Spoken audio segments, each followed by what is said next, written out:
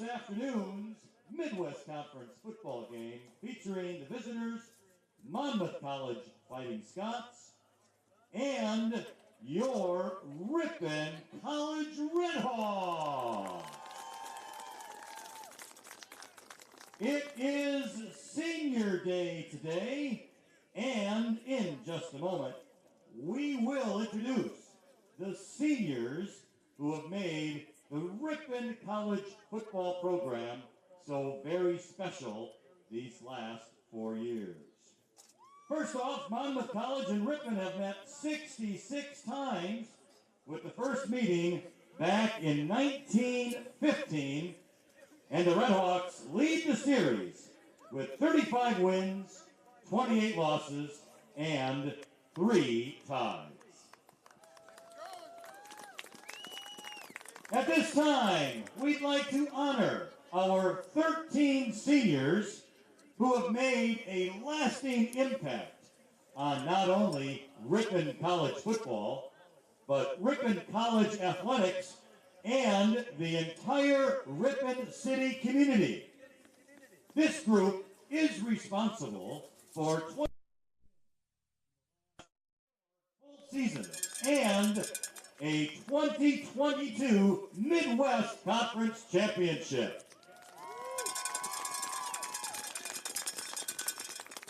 From Tucson, Arizona, student coach Derek Weissenberger. After playing for one season, Derek joined the coaching staff with career aspirations of becoming a collegiate football coach. Derek has done an incredible job in his time on staff, assisting on both sides of the ball, along with many other duties. Thank you for everything, Derek. Next is a 5'10" quarterback from Las Vegas, Jared Siebert. A team captain, Jared was an All-Midwest Conference first-team choice in 2022 after leading Ripon to a Midwest Conference Championship. Playing in 26 career games, Jared has thrown for over 3,100 yards and 32 touchdowns in his career. Jared is the son of Heather and Achilles Musney. Thank you for everything, Jared. Next is a 6 foot tall wide receiver from Grand Haven, Michigan, Braden Franz. He has appeared in 19 career games. Braden is the son of Jeff and Chris Franz. Thank you for everything, Braden. Next up is a defensive back from Brandon, Jake Davies. In 2022, Davies was a second-team All-Midwest Conference performer as both a defensive back and a return specialist. He was also named to the academic All-Midwest Conference team.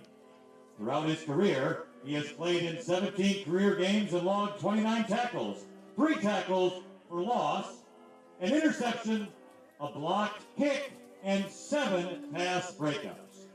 Jake is the son of Tanya and Jamison Davies. Thank you for everything, Jake. Next up, wide receiver from San Diego, Parker Campana. A team captain, Parker was an All-Midwest Conference second-team wide receiver in 2022. Playing in 31 career games, he has totaled over 800 receiving yards and 3 touchdowns as a Red Hawk. Parker is the son of Jim and Jody Barnett. Thank you for everything, Parker.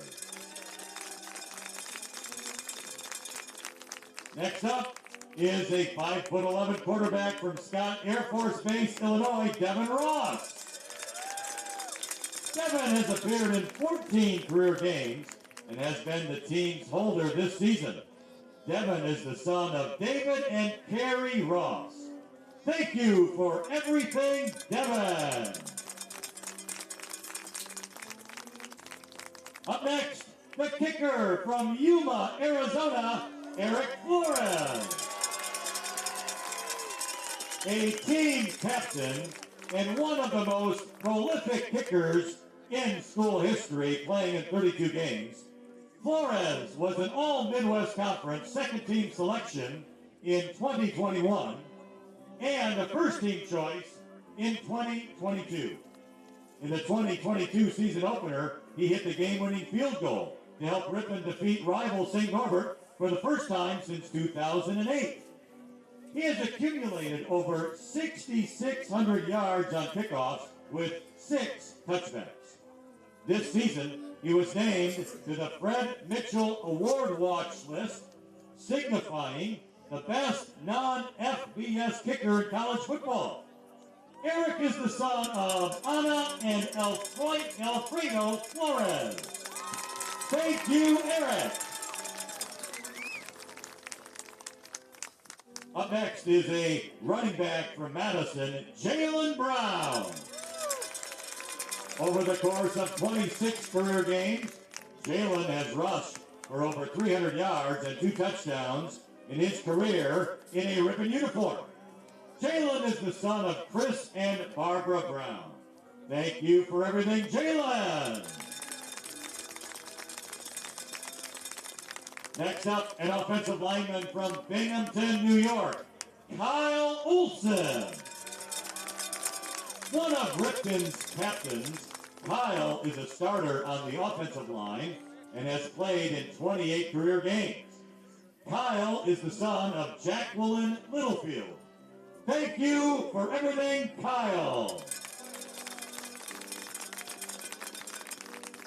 Up next is an offensive lineman from Turtle Lake, Wisconsin, Cody Hassel. Cody has appeared in 21 games in a Ripon uniform and has been the team's starting center this season. Cody is the son of John and Candace Hassel. Thank you, Cody. Up next, an offensive lineman from Peshtigo, Jordan Reeby. Jordan was an academic All-Midwest Conference selection twice throughout his career. Jordan is the son of Andrea and Tim Reeby. Thank you for everything, Jordan.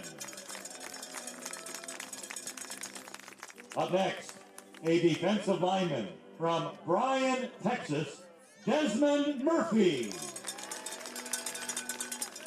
A team captain, Desmond was a second-team All-Midwest Conference selection in 2022. Over his career, playing in 35 games, Desmond has garnered 65 tackles, 12 tackles for loss, 3 sacks, and 2 forced fumbles. Desmond is the son of Letitia Wills and Charles Murphy. Thank you for everything, Desmond. And last but not least, a defensive lineman from Crum, Texas, Bryce Big Country Coffee. Bryce has made an immediate impact on the Red Hawks defense, playing in 13 games since transferring to Ripon and contributing 15 tackles, a pass deflection, and a block kick this season alone. Big Country is the son of Bruce and Jenny Coffey. Thank you for everything, Bryce.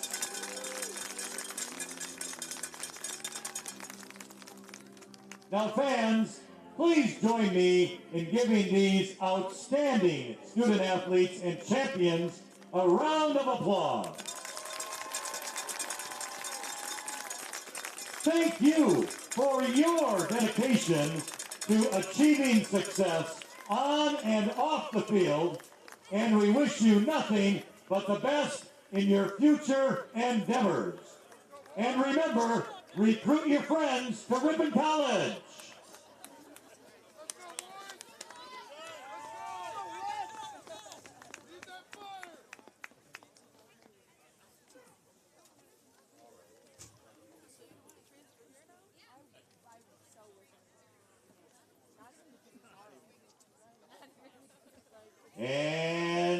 it's the Rally Band!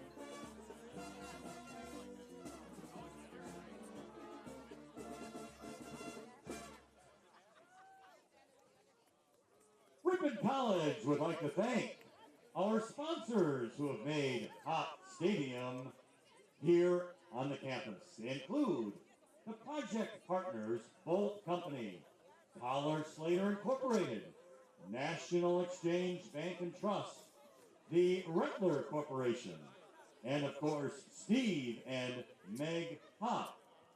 Additional sponsors include Alliance Laundry Systems in Ripon, Webster's Marketplace, Highway 23 West in Ripon, and Bob Lakuski Enterprises. Remember, on the seventh day, when God rested, Bob Lakuski Enterprises took over.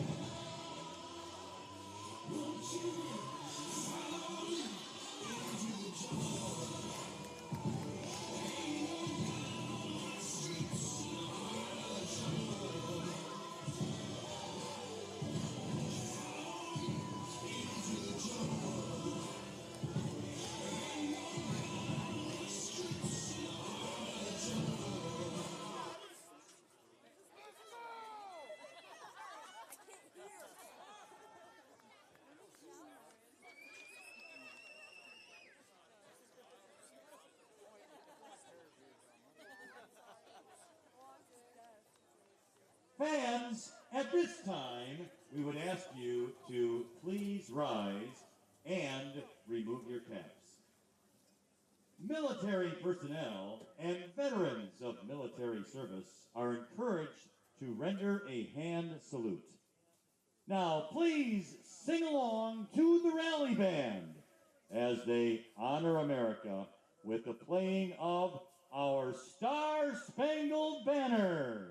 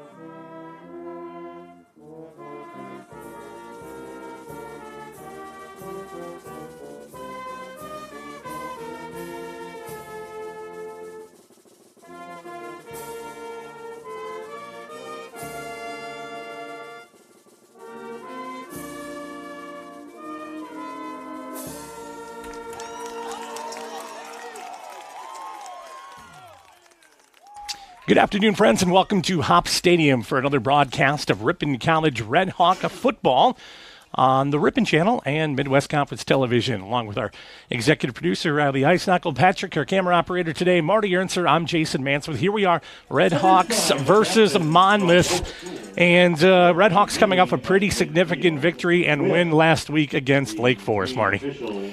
Yeah, and what an emotional win it was. One of the best surprising, emotional, passionate games I've ever seen a Ripon football program come out on the winning side.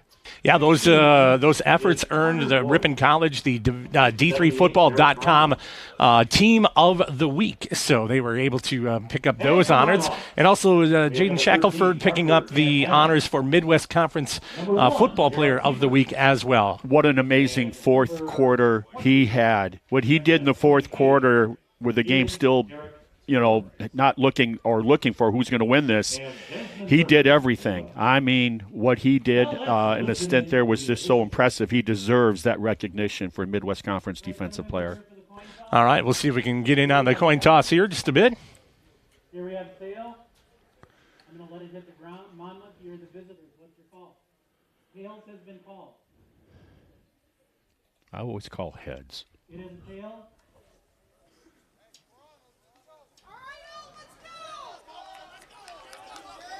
So Monmouth does win the toss. Yep. And they will. Monmouth has won the toss. They deferred their choice for the second half. So. Ripon will receive on this end. So Red Hawks will receive on the south end zone and Monmouth on the north end zone this afternoon. So you helped come off the big win against Lake Forest last week, and now you come into a team that's 5-2 on the season as well. A veteran-coached Monmouth Scott team, and you got a task in front of you as well. Oh, and that first loss that they had was to fifth-ranked Wartburg, Iowa.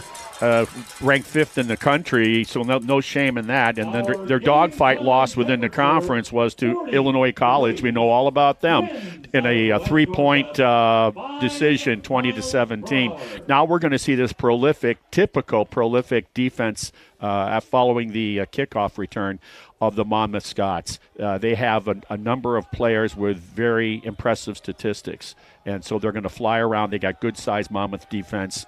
And I think that might be the key today. Can the offensive line for the Red Hawks, the host team, can they handle the pressure that defense, I think, is going to bring from the Fighting Scots?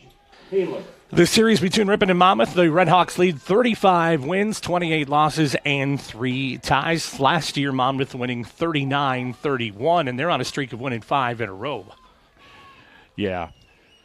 And we were talking off the air a little while ago, too. I couldn't help but notice this year's home uniforms. I just can't get over. They are the 70s uniform and the 60s uniforms that we had back in the day, with the red jersey and pants, the white helmet with the red stripe. Kickoff set to come your way right now, and welcome to Hop Stadium. Taken near the 10-yard line, now out to the 15, cut out to the 20, now a little bit of room to the 25, 30, crosses the 30-yard line and down to the 35 and ran out of bounds. That's Jake Davies, the senior, I should say the junior from Brandon. And I'll tell you, Davies is the best for the Red Hawks when it comes to returning, too. He's outstanding. I love him. He averages 23 yards per kickoff return. Red Hawks will start 1st and 10 near the 35-yard line. Red Hawks under center today. Jack Behrens, number 8. Connor Ramage is in there. DeMarcus Connor as well. Alex Mosqueda on the edge. The handoff to Ramage. He'll come back to the middle and short gain on that play. We'll line up the left to the Red Hawks offense. Number 87, Carl Travis. Number 19, Zachary Zazanansky. Number 2, Alex Mosqueda, as we mentioned. Number 55, left tackle Kyle Olson. Left guard, number 54, Tony Damp. Center, number 59, Cody Hassel. Right guard, number 65, Gabriel Drake. And number 69, Tristan Moctezuma, the right tackle. Red Hawks in the shotgun again. Handoff's going to go. Ball comes loose. And that is going to be recovered by Monmouth. Turnover for the Red Hawks. And on the play action, lost the handle. I think it got kind of maybe on the fake handoff, kind of got dislodged at that point. So you couldn't have any of that happen.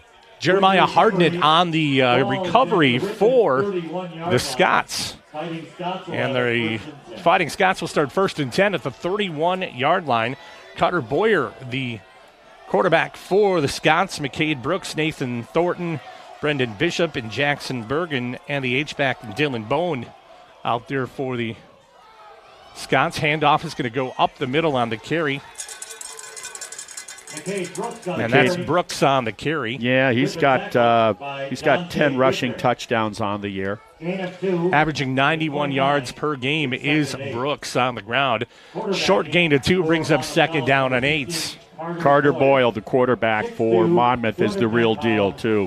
He'll do it with his arm and his legs. Left tackle is Kobe McMillan, 54. Tyreek Tripp, the left guard. Here's another handoff up the middle. Going to get a few more yards for the Scot. Brooks again on the carry. Going to get about, looks like 3. So 2 conservative back-to-back plays up the A-gap for Monmouth to start. They've gotten about, 5 yards collectively on those 2 plays. Fletcher Dallas on the tackle for the Red Hawks. 3rd down and 5, ball to 26. Derek Brown, the center for the Scots. Malik Boxley, the right guard. And 50, James Connor, the right tackle. 3rd down and 5 situation. 2 minutes gone here in the first quarter. Pass out into the flat is caught for Monmouth. Pass complete to Jackson Bergen, number 4, the wide receiver. He averages 77 yards a game in receiving, and he's got 8 touchdowns as well. They got quite the platoon of wide receivers with some nice, impressive statistics. Right hash as well. They'll set up. Monmouth 1st and 10 from the 17 now. Split core, 3 to the left, 1 to the right. Keeper going to kick from Boyer. He'll run to the 15, down to the 10-yard line, shake a tackle, and get tackled down there by Jake Davies. Wow, looked like they were going to get him maybe for a loss in the backfield, but he showed not only is he big, but extremely athletic for a quarterback that size. Brings up now 2nd down. He's got 2,100 yards passing on the year so far, Boyer. Gain of 7 on that play, 2nd down and 3. Ball at the 10-yard line. Same setup. Good weight. And that one is going to be caught again by number 4, Jackson Bergren. It's like pick your poison. They're giving him cushion, so they're throwing to him. But if you step up and try to jam him, but you miss on that, you know. But if they're going to keep doing that, it's almost going to force the Ripon defensive backs, I think, to step up and try to jam them. This Monmouth team with a big victory last week over Beloit, 59-3. They're first and goal from the 4. Handoff up the middle and into the end zone for a touchdown for the Scots. For Brooks. That's a 4-yard gain. So the gift that Ripon gave them on the fumble certainly paid dividends for Monmouth right away in this game. 10th touchdown of the season for Brooks. And on to attempt the extra points will be Alec Hessen.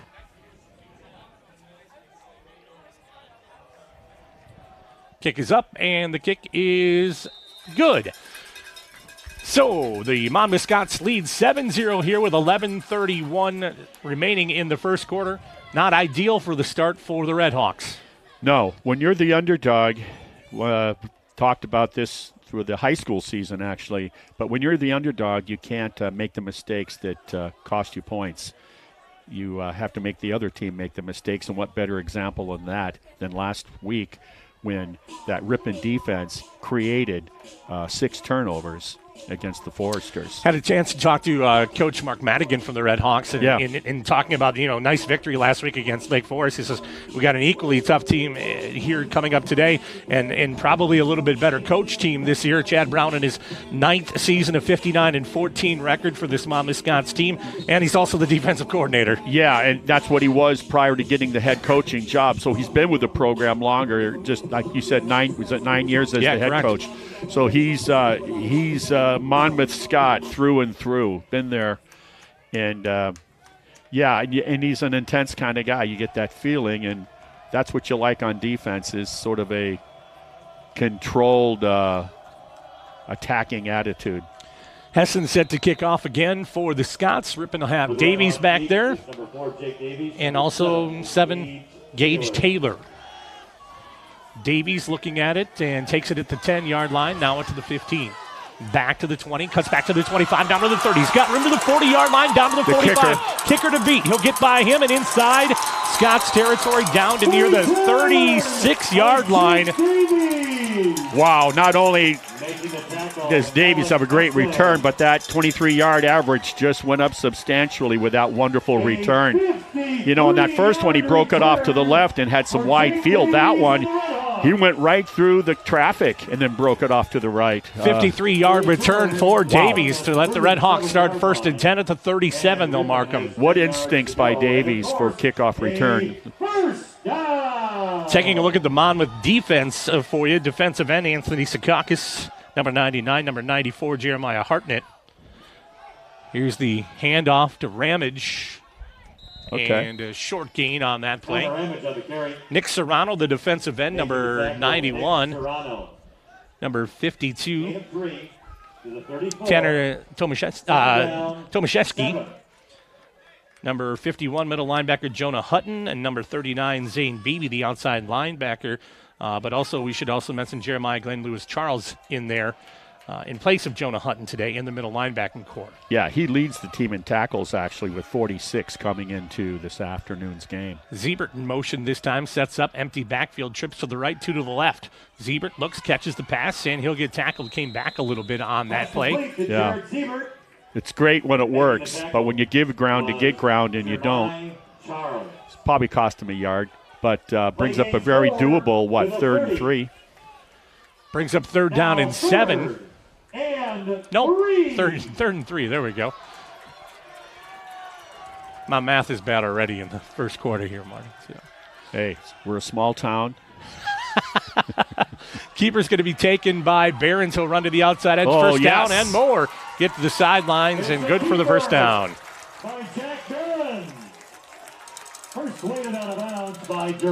Monmouth has a few of those guys with the 2 first names, the Ethan James kind of thing. Right. And, Jeremiah Glenn Lewis-Charles, he's got 4 of those first names working for him. He must really be good. 1st and 10 now from the 20-yard line for the Hawks. Behrens in the shotgun waiting for the snap with trips to the right and 1 to the left and 1 in the backfield just off the edge. It's going to be Siebert back in motion. Quick pass out in the flat. Caught and quickly tackled Pass complete to DeMarcus Connor, the receiver for The Ripon. tackle was Rockian Spinks. Yeah, Rocky that was Spinks the tackle. nice job by Spinks. He read that well and used the sideline to his advantage to make it a basically no gainer. Cornerback Andre Barnes out there with him, number 15. Nick Harris, the safety, number 14. And 6, Michael Lord, the safety, to round out your defensive depth chart today. 2nd and 10. Clock counting here in the first quarter. They'll flip the script a little bit as now they'll bring the receivers in a little bit tighter on the left edge. You know they're going to defensively watch where Alex Mosqueda for Ripon is. Barons will drop back to pass. Good protection. Now some coverage coming towards the end. And he'll fire one to the incompletes in the sideline. Incomplete. Yep, throw it away. Live for another play. Intended for Connor. Got a flag on the play? Charge on the play. Nope. Tanner Tomashki, flag down. Here we go. Personal foul, roughing the passer, number 94, defense. Definition for goal, automatic first down. Kind of reminds me of one of those unnecessary penalties of a week ago that was part of the undoing of the Foresters at that time, but being undefeated was quite a few penalties, and then we talked earlier about the half-dozen turnovers that the Ripon defense created. Jeremiah Hartnett called for the roughing the passer. Gives the Redhawks a 1st and goal from the 10-yard line. Yeah, he's their nose guard that did the violation. Barons will put a man in motion and the handoff to Ramage. He'll go back to the left, come back to the right and the middle and get maybe 5 yards on that carry. I'll tell you what, every yard Ramage has gotten so far has been hard-earned. But if you look back last Saturday, that first half, I don't know if he had any yards. Yeah, hard to read. I mean, that was something. But here, I'm kind of impressed when I realize what he's going against. He's being effective. 63 yards per game is Connor Ramage. Yep. And the second half of last week was much better, that offensive line for the Redhawks. Barons will give it to Ramage once again. He'll try to get low and maybe get a yard, it looks like. You know, if they can keep doing this and try to get those yards, it's just going to make their passing game that much more effective. Tomashki on the tackle for the Scots. 3rd down and goal from the 5-yard line. 7:50 and counting in the first quarter. Barons will look to the sideline. So I think you look to get one into the end zone right here, and if not, you bring out your kicker.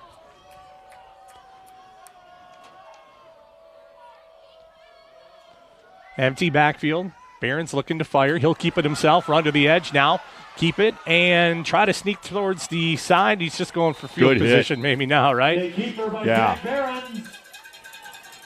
Michael Lord on the tackle. Lord on the tackle. Yeah, tough pop by him. So Flores will come out to try the, I should say the field goal, not the extra point. Yeah. He was, he hit a couple in warm-ups into the wind coming out of the north of about 45 yards I was watching. Well, his longest is 40, so I'll say it's 40. Yeah. This one's going to be a 20-yard field goal. Got a block. Brendan Bishop to hold. Flores to kick. Kick is up, and the kick is good. So the Redhawks are able to put 3 points on the board after the nice return from Jake Davies to get it started here. Not able to capitalize on a full 7, but points are points right now. Flores, they talked about him, all-conference kicker, the senior. What a good one he's been for the Redhawks through the years. So the Redhawks with a field goal from 20 yards at the 6:50 mark makes the score Monmouth 7, Redhawks 3. My favorite thing about doing these broadcasts with Marty is he always does the research on the history during the week. And there's always a nugget in there, right? Oh, well. What do you got? Well, let's talk about it. Their quarterback, Carter Boyer. Carter is from a little town called Carthage, Illinois. Okay. It's at the crossroads of Interstate 55 and 72, about 175 miles north of St. Louis. It's a population of about 2,400 people. So I always get a kick out of these little farm towns and these guys. You know, you don't have to be coming out of the Power Catholic Chicago League, Mount Carmel and such, and Brother Rice, and to be effective. I get a kick out of that. In fact, Ripon College's own head coach, Jake Marshall, is from Valders, a town of about less than 900 people.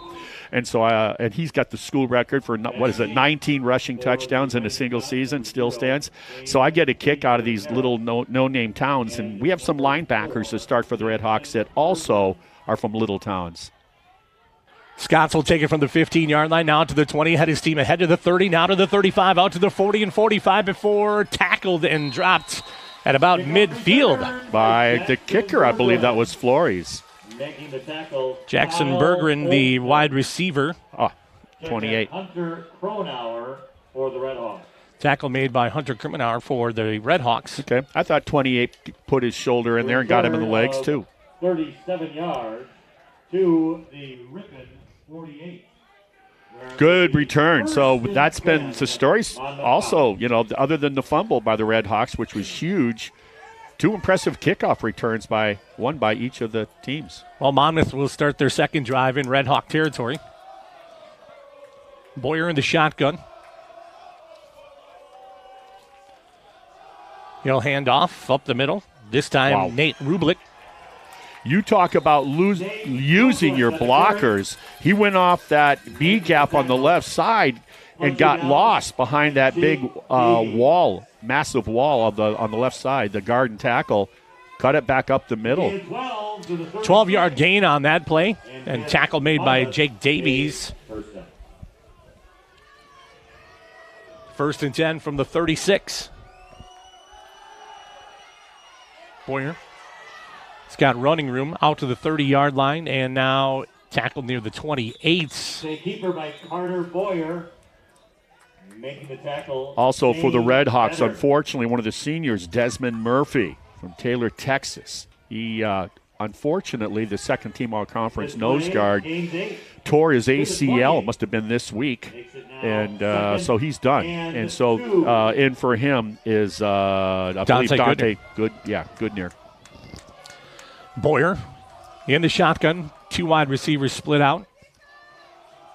Handoff will go up the middle. That's going to be McCade Brooks. Take a look at your starters for the Red Hawks on defense. Defensive end, Gavin Eng. Number 95, Dante Goodner, the nose tackle we just mentioned. Bryce Coffey, call him Big Country. He's defensive end, number 98.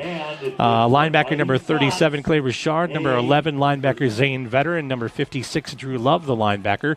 Midwest Conference Player of the Week, Jaden Shackelford, a linebacker. At number 40, Jake Davies, number 4, the cornerback. Carter Vaughn also at quarterback at 32. Drop back to pass. Boyer's looking to the flat of the end zone, and a good pass completed and incomplete. Nope. Nice coverage on the back side there. Was that defended by number 12 for the Red Hawks?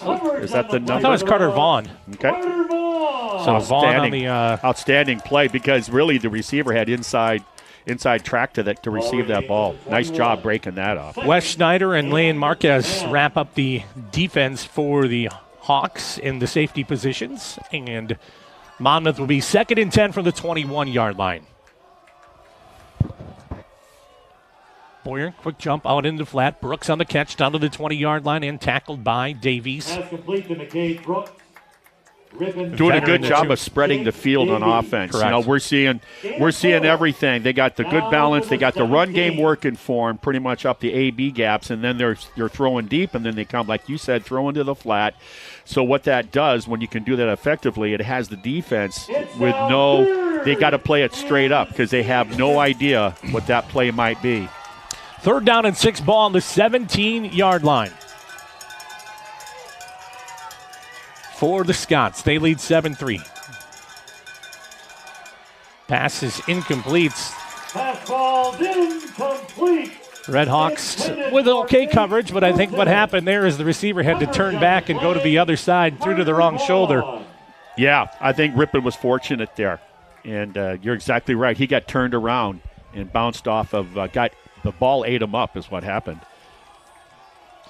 So 4th down and 6 situation. It looks like the Scots will go. This is where the Red Hawks defense has to step up. This is really their biggest play so far here in the first quarter. Ball's on the right hash mark. Boyer in the shotgun has got Brooks to the left of him. 2 wide receivers left, 1 wide receiver right. Berggren's on the right. Pressure coming from the edge. They'll fire into the end zone. Incomplete. Great pattern by the intended receiver. He dipped to the inside, cut across over the middle on a deep out over the middle, crossing pattern.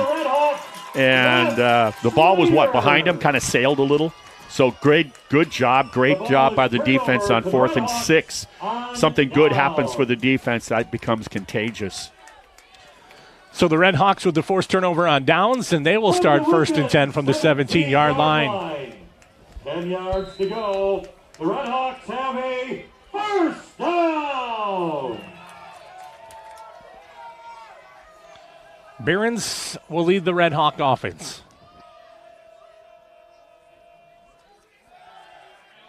He'll keep it himself and go to the right side a little bit. Jalen Brown in the backfield this series. It's almost like a read option, play action with Connor Ramage. And then they've done that like 3 times. Unfortunately, Ripon has not been able to really throw the ball. They have limited success doing so. So coverage is outstanding by the secondary for Monmouth. Jeremiah Hartnett on the tackle for loss. Just a freshman. Man in motion this time for the Hawks. They'll hand off to Jalen Browns and might going to lose another one. Yeah, same result. The La Follette, Madison High School La Follette had nowhere to go, that graduate from Madison. So right now the battle in the trenches is being controlled by the visitors. Tomashke on the tackle for the Scots. Brings up a 3rd down and 11. 3:15 and counting here in the first quarter. 7-3 Scott lead.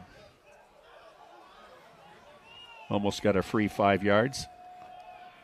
Now they'll look to the side. 7 seconds. 5 on the play clock now. And they get it away. Looking to fire. Over the middle. Pass is complete and caught by number 5 for the Red Hawks. Seth Brusen. I'm not sure. I think he was on the left slot. And it was just about a medium slant right over the middle between the safety and the corner. Nice job. Great strike by the quarterback. Quick handoff to Brown, and I like what Coach Marshall's doing here, going with the no huddle after the successful first down. Try to maybe get some advantage here with momentum and get that defense on their heels a little bit. Seth Brusen had a 22-yard gain on that previous reception. Tackled by Michael Lord. And now the Red Hawks will set up. Once again, Jalen Brown in the backfield, senior, who's recognized as part of the Senior Days festivities earlier here at Hop Stadium. Behrens will wait. Steps up into the pocket himself. Now got a little bit of room. Brown's in front of him. They could come back. There's a hold back here. What a crafty run by the quarterback, Behrens, for the Red Hawks. Looked like he might be taken down around the line of scrimmage. And he's much more deceptively quick than you would think. But like you said, unfortunately, we got a call against the Red Hawks. Like you said, you can get them here, right? Like in the pads, right? And then when you start going out on the edges, bringing them down. And you got to let go. You got to let go, is right. Got to let go. And when they see the extension of the offensive blocker with his arms and he's got some fabric and it's a different color than their own team, the laundry comes out. So, minute and 42 remaining here in the first quarter. Yeah. So, 7-3 lead. Yeah, so definitely playing behind the chains now in a big way. 2nd and 19, ball on the 29. A little bit of a loose ball from Behrens and tried to get it intended to Red Hawks number 87, Carl Travis. Yeah, would have been able to get a half dozen yards on that, but not to happen. Andre Barnes. Yeah, he kind of let it get through his hands there. Ball remains at the 29. I like Barons just making good decisions with his arm and his legs right now, and that's what Ripon needs from your offensive leader. 3rd down and 19 from the 29 for Ripon. It's just a rally killer, a drive killer, those big holding penalties. Barons with an empty backfield. Going to fire out in the flat, and that's dropped by Ziebert. It's almost like he was sitting down, squatting down, and he was being led by Barons. A little miscommunication there on that quick little out. So the Red Hawks will have their first anticipated punt.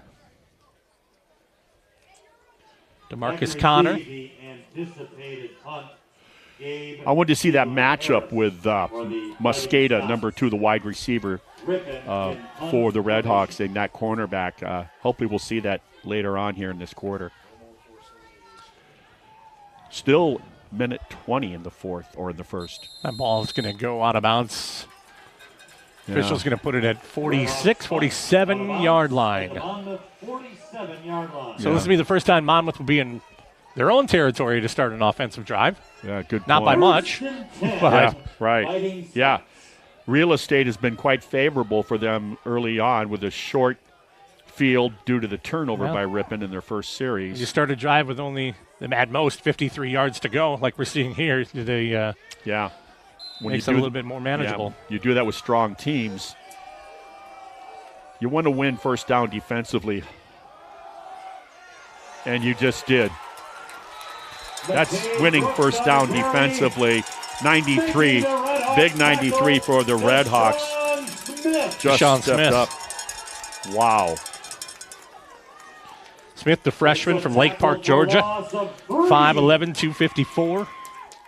What a great job that was Second down. by the right defensive end there. Loss of 1 on the play brings up 2nd down and 11. 47 on the game clock and counting, 17 on the play clock. That 4-man front defensively for the Red Hawks. Boyer looking to pass, has a completion. Only a gain of 2 on the play. And the kid from Argyle, Clay Richard, he's about as good as anybody on that defensive unit as a sure tackler. Gain of 3 to the 49. This is a really nice defensive effort. They held them last series on 4th and 6, and now here it is again on 3rd and long. Critical play for Ripon, who's trailing 7-3 in the first quarter. When we start the second quarter, I'm going to tell you about my favorite matchup on the line so far. Here's the play from Boyer coming through. That is pass and complete. And more yards to gain on that, all the way down to the 30-yard line as we end the first quarter. So the Scots will get a 1st and 10 to start the second quarter. And it looks like that's going to be caught by Taylor, and they will be at the 29-yard line as they flip the field for the second quarter. We'll come back with the second quarter action in just a little bit right here. It's Ripon College Red Hawk football on a Saturday afternoon in Ripon.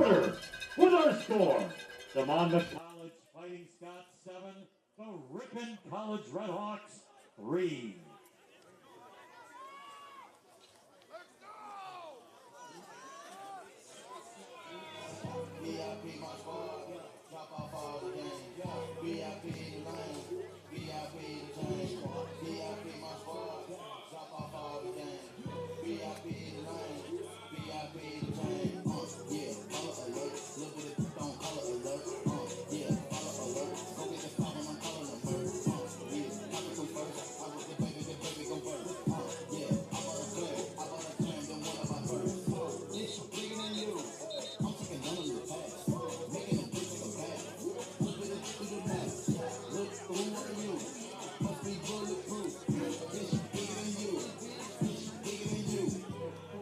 So big should have came with the kicks, man.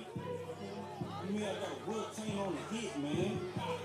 Barely came up out more like quicksand. Show you how to get me. That's me, man. Welcome back to Hop Stadium as we begin the second quarter. Monmouth College leading 7-3 on the scoreboard. They'll be 1st and 10 at the 29-yard line. Boyer in the shotgun. He'll look to fire. Pass is caught this time. Bergens to be tackled inside the 20-yard line. Tackled on the play, Fletcher Dallas. Fletcher Dallas on the tackle. I told you about the lineup I wanted you to watch on the offensive and defensive lines. We're talking about Tyreek Tripp, number 79, 6'1", 402-pound freshman, versus number 91, Diallo Dubois, the 5'8" freshman, 271 pounds. Nate Rublick on the carry. Rublick on the carry is going to get about 3 yards. Making the tackle was Andrew Love. Yeah, he's a load. The gain Tripp 2 to the 14. Starts at that left guard Makes position. It now 2nd and 8. But he takes up the space of the left guard and the left tackle. 1.5, we'll say. Okay. Talk about low man wins. You better be low on Mr. Tripp. Hand off to Good job. Scots. Good tackle by Shackelford. He closed it down, the linebacker. Made it minimal gain. Gain of 3 on the play, brings it down to 3rd down and 5 from the 11. Shackelford, just a sophomore out of Lafayette, Indiana. It's 3rd and 5. Boyer in the shotgun again. Rublick to the right. Boyer will keep it, run to the right. Fire, caught. And good for the first down. Pass complete to That's Nate Thornton. number Making the tackle, 12 again, Nate Shackelford. Thornton. Correct. Yeah, he's the stud on that team as far as receivers go. He averages 95 yards per game. And a Monmouth. Got 7 touchdowns to go with that. Almost 100 yards in receiving per contest. 1st and goal for the 5 now for the Fighting Scots with a 7-3 lead. In the white jerseys with the red trim are the Scots. And we got movement everywhere. Penalty marker down. Yeah, for the official. Yeah, I mean, if you look at Nate Thornton, who just had that catch, you look at Brendan Bishop and Jackson Bergen, the 3 wide receivers, they average 95, 70, and 77 yards per game. That's, you can't really cheat on one, because the other one will get you. It's kind of interesting watching the way the throwing motion of Boyer for Monmouth, too. He kind of almost like a 3-quarter, not over the top. But a quick release indeed. 5-yard penalty for false start against Monmouth. 1st and 10 now from the 10-yard line. The handoff going up to Brooks, and he'll fight down near the goal line. It's McCade Brooks on the carry. Gain of 9 on the play. Schneider on the tackle, and Shackelford with the assistance. 9 to the 1. Goal to go. 2nd down. Tight formation, I guess, with 2 wide receivers. Jumbo at the line. Oh, yeah. Keeper? Yes. Where do you think he's going? Left tackle? Left guard? They stopped him because they went low. Nice job on 2nd down. I can't believe there was any gain. No gain. No gain, they'll call. Gavin Ing on the tackle. Ing on the tackle for the Hawks. You talk about being a root hog. You are as low can be low on that, and then you got to go low, try to get into the legs of the O-line, and then let your linebackers scrape off and hopefully make the play. I think they'll keep it on the ground again. This time they'll set up in it is shotgun. the shotgun. Yeah. Look for play action. No, they'll just hand it off. McCade Brooks flagged, though, at the outside edge here. So we'll have to see what that is. That generally tends to be illegal motion. You know, if the receiver moved. Let's see what they got. Brooks on the carry, Schneider on the tackle. I think he's pointing towards the defense here. Let's see.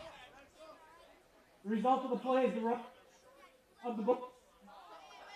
sideline warning on the defense. This is just a warning. Okay. 4th down. So it could have been a number of things. Some of the players or coaching staff could have been onto the field over that. Or there's also a box is how far you can go. They might have gone further to the north out of the team box. So 4th and goal from the 1 yard line. And it's 4th down. Well, I don't think it's going to be a triple option reverse pass. Well, they will be in the shotgun, though. Yeah, still can run it, though. Maybe you bootleg the quarterback, give him the option to pass run. There you go. That's exactly what happens with the Red Hawks. Wait for the officials, and they will call it a touchdown. Monmouth College, a 1 yard run by quarterback Carter. That's what you Williams. do with a quarterback that can pass and run. If you bootleg out to the flat, you're stretching the defense, and then when if you see someone open, great. Otherwise, tuck and run. He's listed in the program as a quarterback, but he's much more physical than that position is normally. Boyer, the 1 yard touchdown run to give Monmouth a 13-3 lead here with 10:44 remaining in the first half. On to attempt the extra point are the Scots. Number 13, Alec Hansen. The point after touchdown kick is good. 10 minutes, So 44 seconds Ripon in this game so far, they've made the one mistake, the fumble that cost them eventually 7 points on the short field by the visitors to start the game.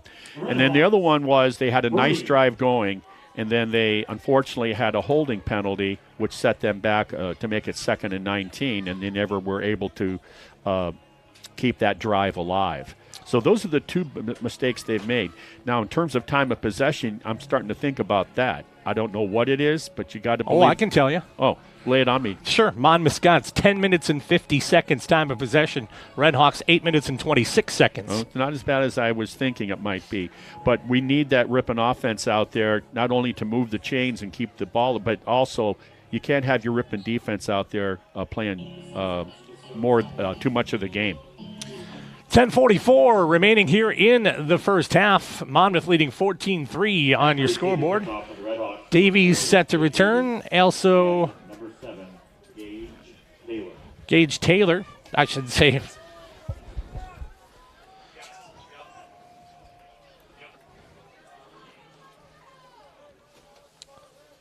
Hessen will do the kickoff for the Scots here. Davies back, as I mentioned. And the kick will be taken short. They'll call fair catch. Got to get on it. And they do. Recovered by, I believe that was 45 for the Red Hawks. Correct. When it was one of those, I got it, you take it. And so that was huge for Ripon not to lose that as they both hit each other, ran into one another. Drew Stieglitz with the cover for the Hawks.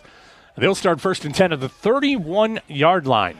Just saw somebody just now behind me. I played with back in the 70s. He's in the Hall of Fame. Quarterback out of Milwaukee Madison High School. Jeff Johnson, one of the best ever. Sometime I'd love to show you the film of his winning run against Lawrence. It's on YouTube. Okay, good to know.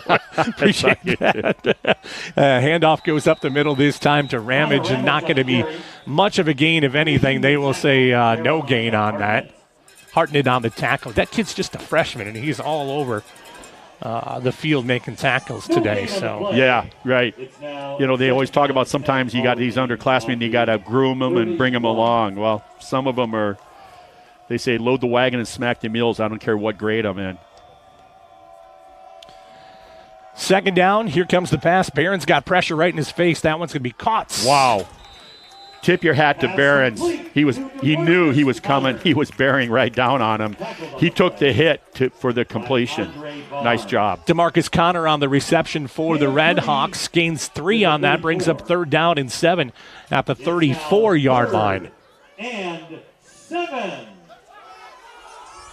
Look to the sideline for the play. Red Hawks trailing 14-3 in the second. Barron's in the shotgun. 2 wide receivers to the right, 2 to the left. 1 in the backfield is Ramage. Wait for the snap. Pressure coming from the edge. Got to pick that up. They do, and then they give it up. Yeah, that's just a lot of athletic tenacity on the other side of the ball there. Well, the strong side got picked up, weak side got let go, and they got too many. They of those. Sent everybody.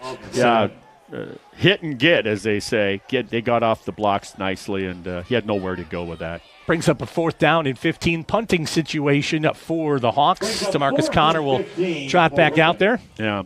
Field position has definitely favored Monmouth here in the first half so far. Ripon, not so much. Longest field they've had for Monmouth has been 53 yards on their offense. And I would anticipate they'll be somewhere around that or a little bit inside on the next. They'll call fair catch. Nope, ball comes loose. Where's that one going to go? Looks like Ripon has it back, and they do. So Red Hawks cover up. So it went right through his elbows. And I don't know if they call that a muff or a fumble. Doesn't matter. They got the ball. 1st and 10. And just talking about field position, this is one of the better ones they've had so far. Well, of course, Ripon coming off the win last week against Lake Forest and those 6 turnovers in their favor. So Ripon will start 1st and 10. Yeah, my favorite turnover 46. used to be Apple. Yeah. That was those 6 that we had against Lake Forest. Ball on the 42-yard line. Now they'll send 3 wide receivers to the left. Ziebert will be behind. Barron's looking, get a fire over the middle, and pass is intercepted. Sailed it. Returned by the Scots, and that'll be out to the 32-yard line. We'll talk. Jeff Johnson just came up to the booth. I haven't seen him in years, and I'm not just saying that because he was my teammate. He was one of those few leaders that you come across in your life that when you're there, you know they're a winner. And I suspect on those offensive Ripon Red Hawk huddles that we had back then, if you knew you needed a drive to win the game, he was the one that you just had that confidence that Jeff was going to be the guy that would take you to the promised land. Said he was a running back? He was a quarterback. Quarterback, okay. But he was a running quarterback. Okay. And he would bootleg and pass like no one's business. Before Cam Newton. Here comes the outside handoff, and Scots. So he's in the Hall of Fame. He was actually also, being a Phi Delta Theta, he was the national award, some fancy award, national for Phi Delta award, because he was also one of those really smart guys, too. Yeah. So 2nd down and 6, ball on the 35-yard line for the Scots. Shotgun formation as we've seen all day, except for the one sneak try down there. 3 wide receivers to the right. Low snap picked up, and now Boyer will run with it. He's out to the 35, to the 36, now the 40-yard line, down to the 45, pushes out to the 47-yard line. And that's what he has the ability to do, because last week he had a really nice offensive output. He was 16 of 23 for 260 yards and 3 touchdowns, but he also ran 12 times for 135 yards and 2 more touchdowns. So what we're seeing here should not be a surprise to anyone. We're seeing a really good athlete. He's also in the top 5 of a lot of the Monmouth records, and there's been good ones through the years for them as well. One of our listeners and watchers liked the Cam Newton joke I had, Riley, so just don't worry about it over there in the back. And he runs for a 1st down off the right side there. Rublik on the carry for the Scots. Good enough for a 1st down there in Red Hawk territory. Yeah, so he's not even the starting running back. Brooks is. And he still averages 70 yards a carry. Rublik. Wide side to the left, a 1st down for the Scots.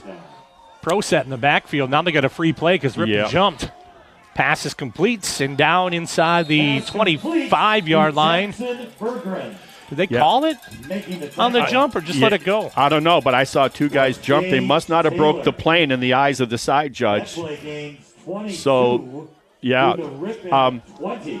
Ripon is so cautious with their cushion with those very, very nice receivers for Monmouth that they're getting some easy opportunities on the flats. 22-yard gain for the Fighting Scots. This time the handoff to Brooks. He'll go up the middle on that.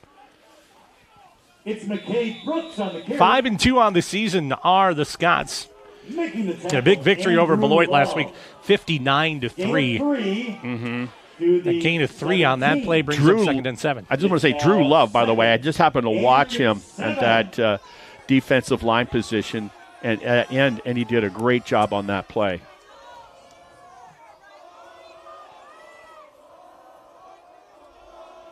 Monmouth this time I love that little hesitation right there Nice. on that quarterback, right? He just stands there, surveys it all. Yeah, he's waits. he's got a lot of confidence in his O-line, and why not? And then he has his legs. He knows he can always fall back on if he needs those. You're very comfortable in the pocket. They're offensively, they're really a complete unit.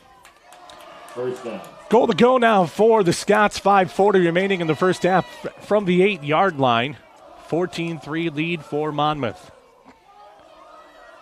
Brooks will get the handoff. He'll get through one tackler, but get quickly tied up on the second.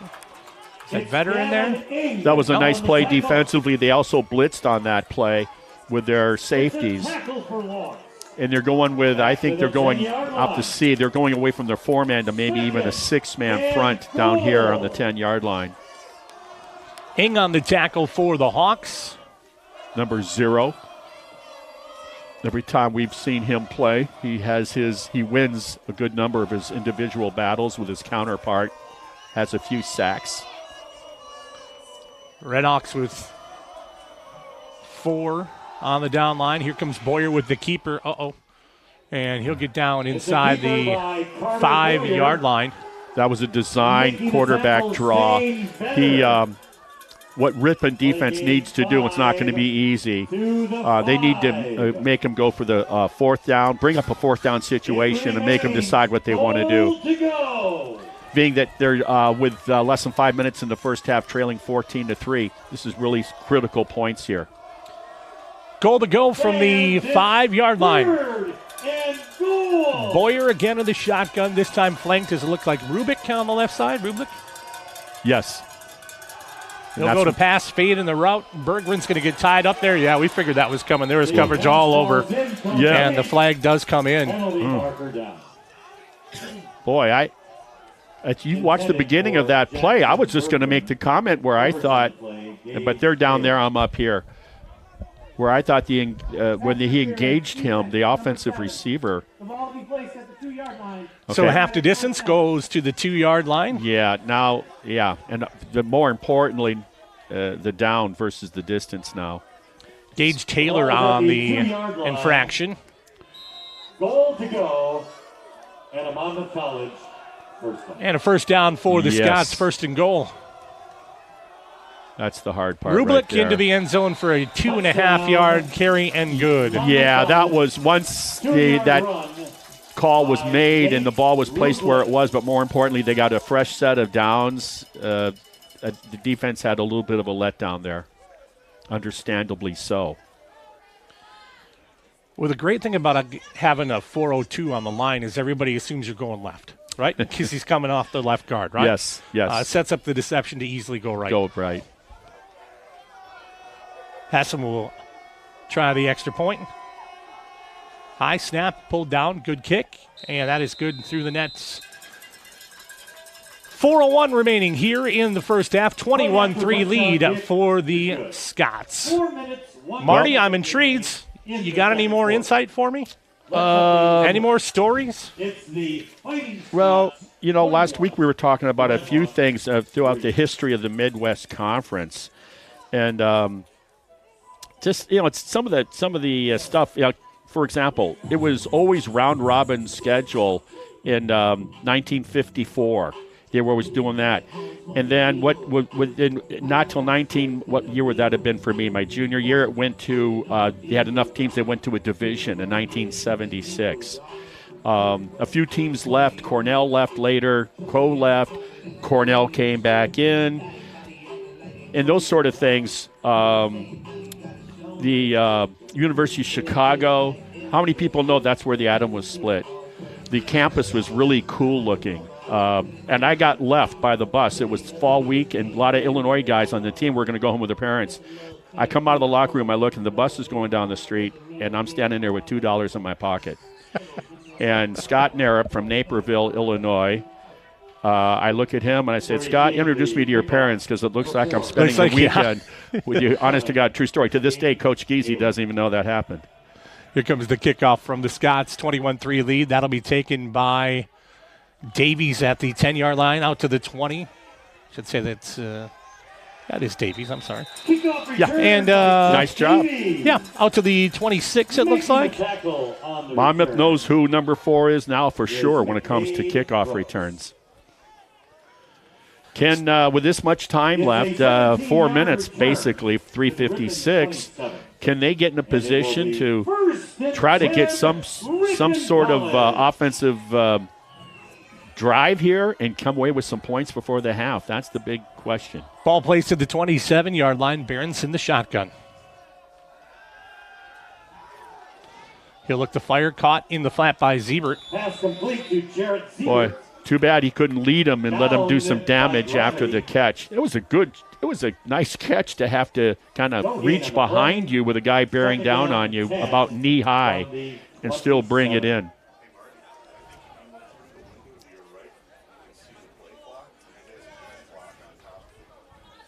So Siebert will look to the side, as does the rest of the offense. Waiting for the signal to come in. 3:20 and counting.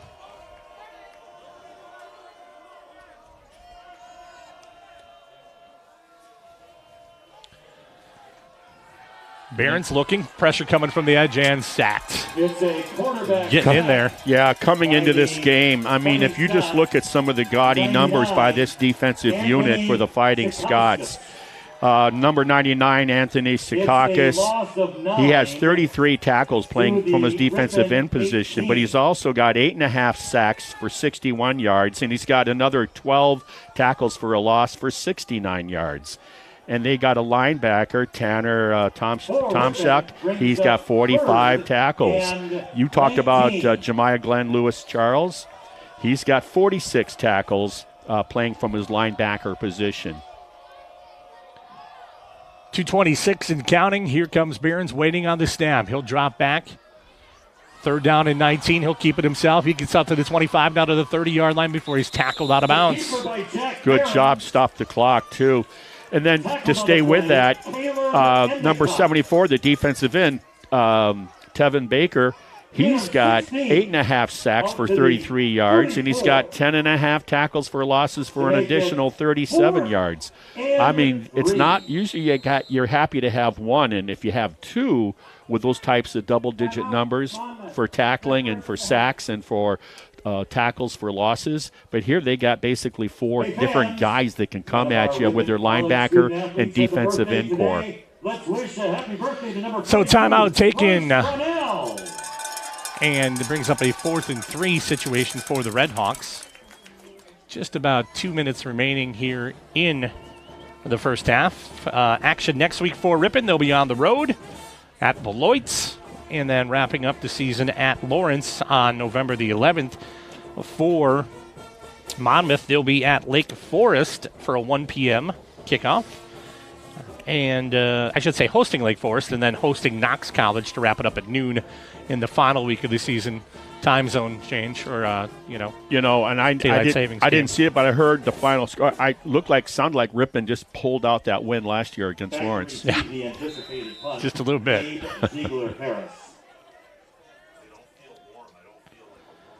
So, Redhawks 4th down, punt on the way. Connor with a good boot this time. That'll be taken at the 29-yard line by the Scots, and Ripon will cover up quickly on that. Nice coverage. The first guy down there for the Redhawks was Evan Naring, a freshman, played for Blair Taylor High School. And then he slowed him up, and then his buddies made sure that he didn't get any further. Nice job by the freshman. So Monmouth will start 1st and 10 at the 32-yard line. They lead 21-3. From their own 32-yard line, the Fighting Scots have it 1st and 10. So with less than 2 minutes, does Boyer and his offense try to get down there and get some more points? Let's find I would out. think probably, right? Yeah. I think they're going to foot on the gas. Let's go. But I mean, are they going to keep it on the ground, or they're going to be aggressive through the air? Looks like they're going to, he does keep it on the ground. McCade Brooks with the carry. We'll get him out to the 35-yard line, gain of 3. Told you earlier, Boyer has 2,100 yards of passing coming into today in the conference, but he's 60% completion rate with 19 touchdowns, only 8 interceptions as they go quick here. Scots do have 2 timeouts remaining now. The pass looking Incomplete, Nice intercepted, pickoff. I should say, by the Red Hawks. Our That's buddy. Clay Richard. Lashard from Argyle, Wisconsin. We were talking off the air about The pass is ruled Argyle, too. incomplete. They Quite got the powerhouse in football. Yes, if I can find my notes. We'll maybe we'll just talk about that in the second half. They called it incomplete. Okay. Okay, so we had him catching that away from us. We couldn't see the ball. So they must have felt in the view of the official that the ground helped with that reception. Good effort because he laid out for that, Richard did. 3rd and 7 now for the Scots, and the handoff to Brooks. He'll get through, to the 45 and crosses midfield and down inside the 45-yard line, all the way down to the 42. I like the way he runs, McCabe Brooks. He runs angry. He runs, he's a wild man. Very animated runner. 22-yard gain for Brooks. He's got a bunch of them today. This one is pass complete. Pass complete to Brendan Bishop. Bishop on that reception. To finish up with that Carter Boyer statistical nightmare for opposing teams, he averages just under 300 yards a game of passing and another 45 yards of rushing. Pass, Boyer looking, fires, and Wow. caught. Double coverage down there. Does Boyer throw a ball? And he's got some zip on that. That was about 30 yards in the air throwing diagonally. 24 on the gain. And it looked like a rising fastball. Monmouth, first down. 28 on the clock. They've got 2 timeouts, remember. Nice and job. they'll probably call one here quickly. I Nice would job assume. by our buddy Drew Love, the freshman linebacker. You know, when you look at this linebacking core for Ripon, you got a sophomore in Shackelford, who's Midwest Conference Defensive Player of the Week last week. And then you got Drew Love, who just made that tackle. He's a freshman. And then you got Zane Vetter, who got into the starting lineup last week. And he's just a young puppy, a freshman out of Mayville. And then really the old man on the team is number 37, almost had an interception, Clay Richard. And he's the kid from Argyle. He's the junior. So not even a senior in that 34 defense for the Redhawks. So a timeout taken by Monmouth with 24 seconds remaining. They do have 1 timeout left, leading 21-3 here in the first half. Just trying to update my stats here to see how many yards our friend McCade Brooks has so far today, and also in the reception department. Go ahead. What do you got for us? Well, I was going to bring up that Argyle football program, that dynasty, that little town. It's got a population of 802 people. Obviously, the school district is much larger than the town. And Todd Rogers, the coach, he's got 209 wins in 18 seasons. What that means is you're winning over 11 games on average per season for 18 years, which means you're in the playoffs every year because your regular season schedule is only going to be 9 games max. Boyer in the shotgun will roll to the right, got a little bit of coverage, fires to the end zone, almost picked off by the Redhawks. That'll be incomplete. Yeah, it almost was. And there's going to be a touchdown. And so we felt it went to the ground. How do you focus on and bring that in? Congratulations to that Monmouth receiver to have it go through the hands of the would-be interceptor for the Redhawks and then still have the presence of mind and the hands to hang on to it as you're going to the ground. Ouch, those are huge points to end the first half for Monmouth. So the field goal on the way is up, and it is good. And the other point after. Yeah, the other point I want to finish up about that core of linebackers, those young puppies. The freshman's from Mayville. That's a small town. Drew Love, he's from Wausau, but he went to Marathon High School. Yeah. That's a small school. And then I'll have to find out about Shackelford from McCutcheon. McCutcheon from Lafayette, Indiana. I don't know anything about Lafayette. Come on, Marty. I know. No excuse with today's technology, right? Purdue is in Lafayette. Okay, well, let's maybe he's from a big school. We'll find out. Well, what happened there was the Redhawks I'll come back and kick off here. I can't get over, you and I both thought it fell to the ground incomplete, and it was right there in front of the ref, right in that front corner pylon. And so Ripon's been held to just one field goal so far in this first half, trailing 28-3. They always say defense travels. The Ripon defense has been, they're hanging in there as best they can. But back for the Red Hawks, number 4 is Jake Davies.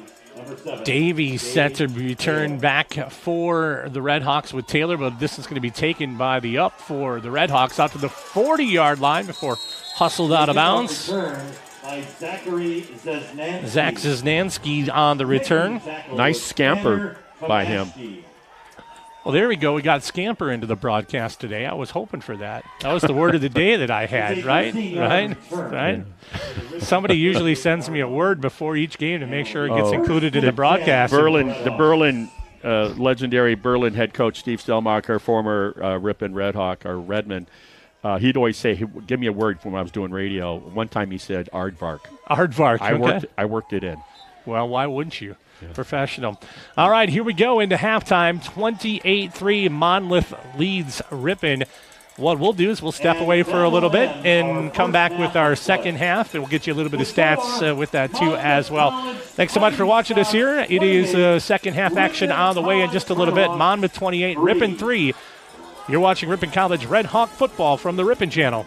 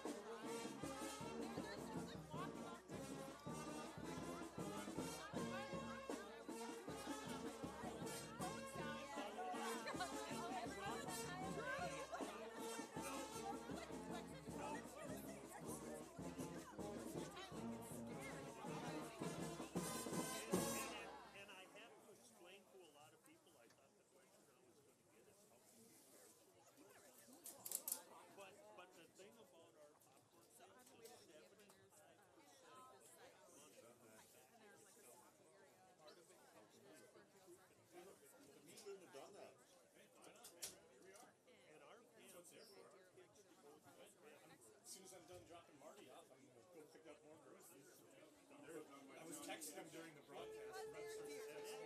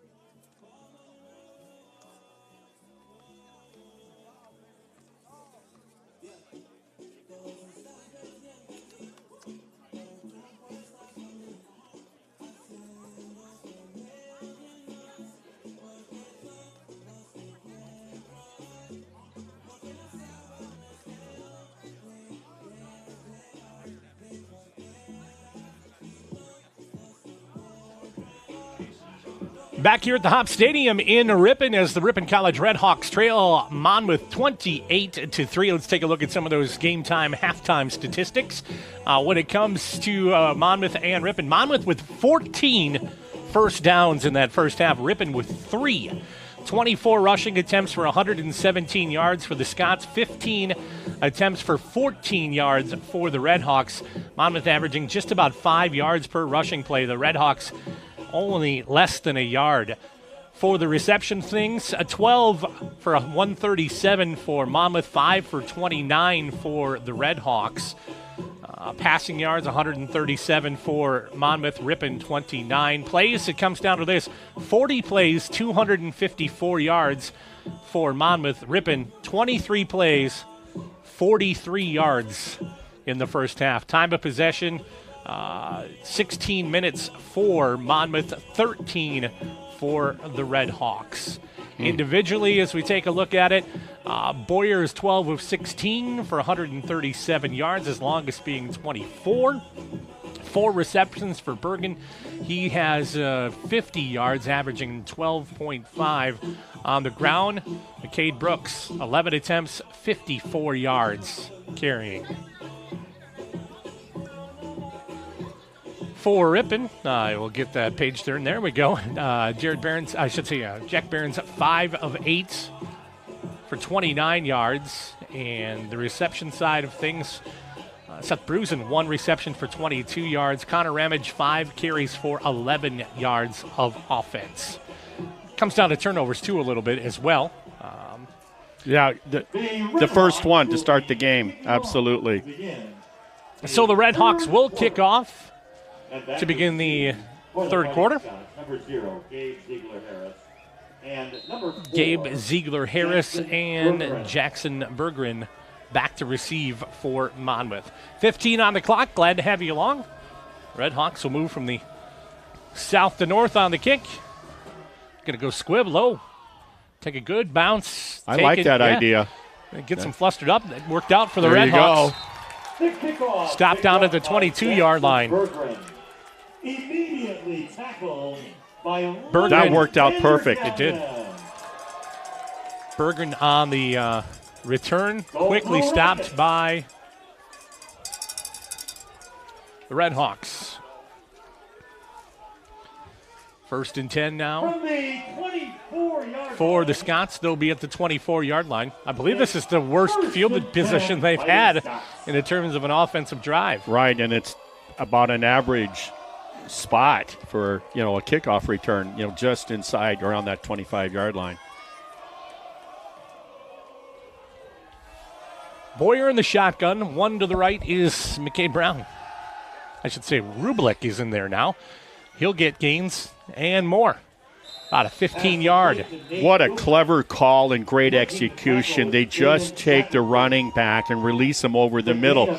Ripon pulled back their horns, and they were coming hard from all directions. Great anticipation by the offensive coordinator on that play, thinking that, and boy, nice job by Monmouth. Rublik on the gain of 15 brings it out to the 40-yard line. First and 10 for Monmouth. The handoff to Rublik once again. He'll get some room in front of him. A good lead block out on the edge from James Connor, the sophomore from Kewanee, Illinois. Gain of 3 out to the 43. It's gain of 3. Not Kewanee, Wisconsin, folks. Correct. So back to the line of scrimmage. They'll put 2 wide receivers to the right and 1 to the top side left. Red Hawk defense looking for a stop here. Pass is going to be caught out on the edge by Monmouth. Complete to Nate Thornton. Carter Vaughn, pretty good job, but still enough to get that first down. That's what a huge weapon to have for Boyer, the quarterback. That your receivers are so explosive, so good that you have to give ground if you're the defensive back. You have to give them a little bit of distance, 5 to 7 yards, that cushion, and they take full advantage of it. First and 10, ball at the 49-yard line. The handoff this time will go up the middle, and that is McCade Brooks on the carry. Making the tackle, Zane Vetter. And Monmouth right now It's is a gain of starting 10. on their own 24-yard line, is methodically moving the ball right down the field, picking up where they left off in the first half that gave them that lead of 28-3. Zane Vetter on the tackle. 2 minutes gone here in the third quarter. Brooks again to the outside edge, gets the corner, comes back, and will gain about 8 on the play. Making the tackle was Bryce Coffey. Coffey on the tackle for the Hawks. Gain of 6, they'll say. 33. Brings up 2nd and 4. It's now 2nd down, 4. Brooks, 210 pounds, runs heavier than that. 254 yards of offense for the Scots team in the first half. And another 50 already. Pass is caught out into the flat and out of bounds. Complete to Nate Thornton. Man, from the time that Boyer makes up his mind where he's going with the ball and gets it out of his hand, Down to the Ripon 20. he's without question the best arm I've seen this season, and probably most accurate as well, consistently.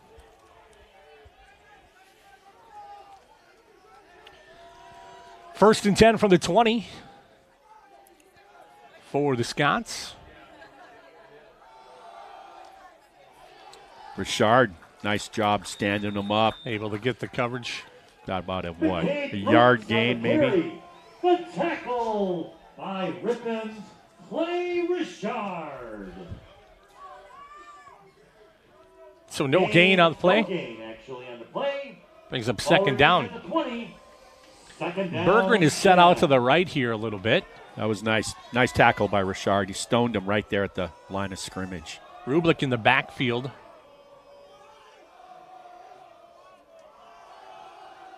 Rublik will get the handoff.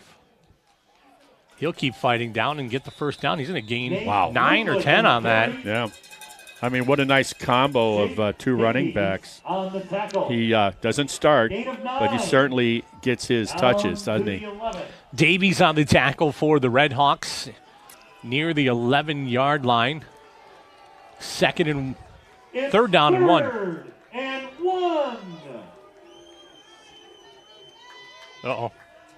Movement, no call. Fire into the end zone. There's the flag. It comes out at the end. The line judge throws it. Pass falls Yeah. incomplete. Going to be offsides against Intended for Ripon. Jackson Berggren. That sense of urgency by the defense, realizing the circumstances on the scoreboard, trailing the way they are. They're looking for every edge they can get, and that one of them is to come off the ball hard and quick for the defensive line for the Redhawks, and that time they were a little too anxious. Penalty goes against the Redhawks. The ball will be marked. They say you always want to finish strong the last 4 minutes of the first half and the first 4 minutes of the second half, and Monmouth is putting that to test for sure. Yeah. Brooks will go to the left side and McCade Brooks on the carry. get a short gain of about 3. Making the tackle was Jaden Shackelford. Near the Gain of 1. Down to the 5. Monmouth always had good size. Goal to go. Always. 2nd down.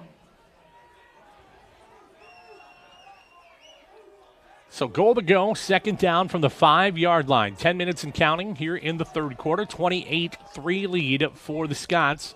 Knocking on the door to put another 6. Rublik this time fights his way through and into the end zone. Touchdown. Wow. Monmouth College. Tactician. What a firecracker Right, he just is. like By Nate finding it. Rublik. Rublik on the 5-yard carry for the touchdown makes it 34-3, 9:55 remaining. And Monmouth and Lake Forest have to square off yet. Right. And that'll be another example of the Korean conflict there. That'll be next weekend. And I don't think it matters where. I think both teams will be amped.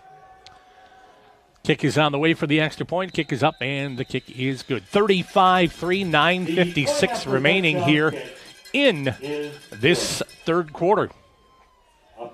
Want to thank you all for joining us here on the broadcast, courtesy of the Ripon channel. Our executive producer Riley, camera operator Patrick today, along with Marty Ernser. I'm Jason Mansmith. So glad to be along with you. Similar Saturday as to what we saw weather-wise here, but different kind of game. Yeah, obviously a little this week cooler, yeah, but definitely overcast like last Saturday. And this is it was the big day for the Ripon seniors, their last home game, with the remaining schedule being both on the road, those contests, with, I believe you said Beloit, and then, is it Knox? correct. Well, No, for Lawrence. Ripon, yeah, Lawrence. Lawrence. It's yeah. Always kind of like the Minnesota Badgers, always end the regular Knox, season. the end of the season game for Monmouth. Yeah, and Ripon Lawrence is the oldest rivalry in the state of Wisconsin. So back deep to receive will be the Red Hawks, Taylor and Davies. Number 7, Gage Taylor. And Hessen will kick off. Kind of interesting how they don't bring their kickoff coverage team all the way, more to the sideline at all. We've seen some of those unique strategies when it comes to kickoff setup here, as we've called games for a number of seasons. Red Hawks, a short kick this time, going to be taken fair caught at the 24-yard line. Yeah. Is fair caught. So they go, By the Red Hawks. Ripon starts off the second half kicking a squib kick that was rather effective, kept him, I think it was the 24-yard line. Right. So they go with a pooch kick now following their score in Monmouth, and I believe it's at the 24-yard line. Drew Stiglitz on the fair catch for the Red Hawks. No, they're going to mark that at the From their own 26, 27-yard line. 27. It's first and 10. Stiglitz, a 5'11", 189-pound tight end freshman from Greenwood, Wisconsin, played ball at Loyal High School. Handoff, Connor Ramage, no fakes, and pass to the outlet Pass intended ball incomplete. Intended for Alex Mosqueda. Just overshot him. Loyal, another small town up north. Parker Vaivoda, a big-time defensive end for Ripon College back in the day. From there, Second down. I'd never heard of the place until he showed up on campus. Red Hawks trailing 35-3 here in the third quarter. Barons in the shotgun. Will look to go to Ramage. Gets the outside corner to the 35, to the 40, down to the 42-yard line before he's ran out of bounds. 15-yard gain. Yeah, biggest run of the afternoon. Flag on the play. Game. It looks like though near the 30. Yeah, I see it. Out to the 42. And they're going to be, it's against Ripon. Holding offense, number 2. 10-yard penalty.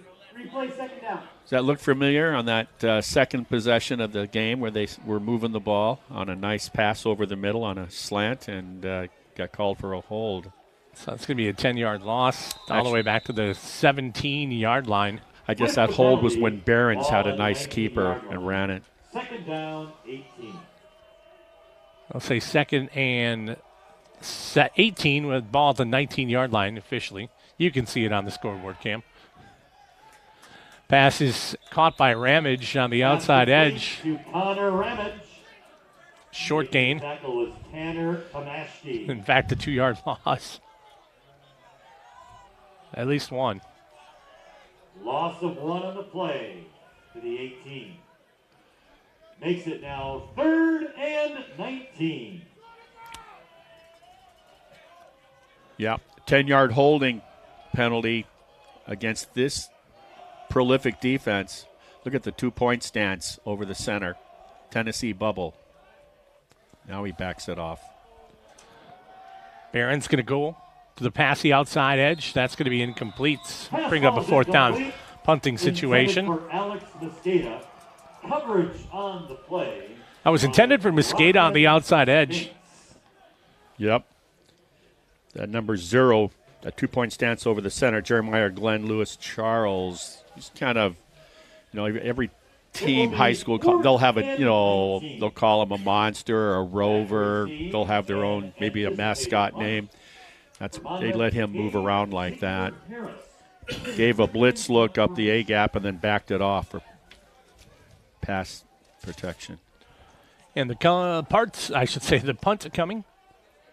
Taken, fair caught near the 44. By the Fighting Scots. That'd be the... Flag down at the 35. You know, it's been a pretty clean game with regards to flags. Oh, you just put the jinx on us there, Marty. And they're saying that we got a call here. Personal foul, late hit, number 31 of the return team. 15-yard penalty from the end of the play. First down. Okay, so that'll send them back near the 30-yard line. Inside. Ripon needs, with 9 minutes remaining in the third quarter, they need to really come away with points this drive right now. Excuse me, we just kicked, unfortunately.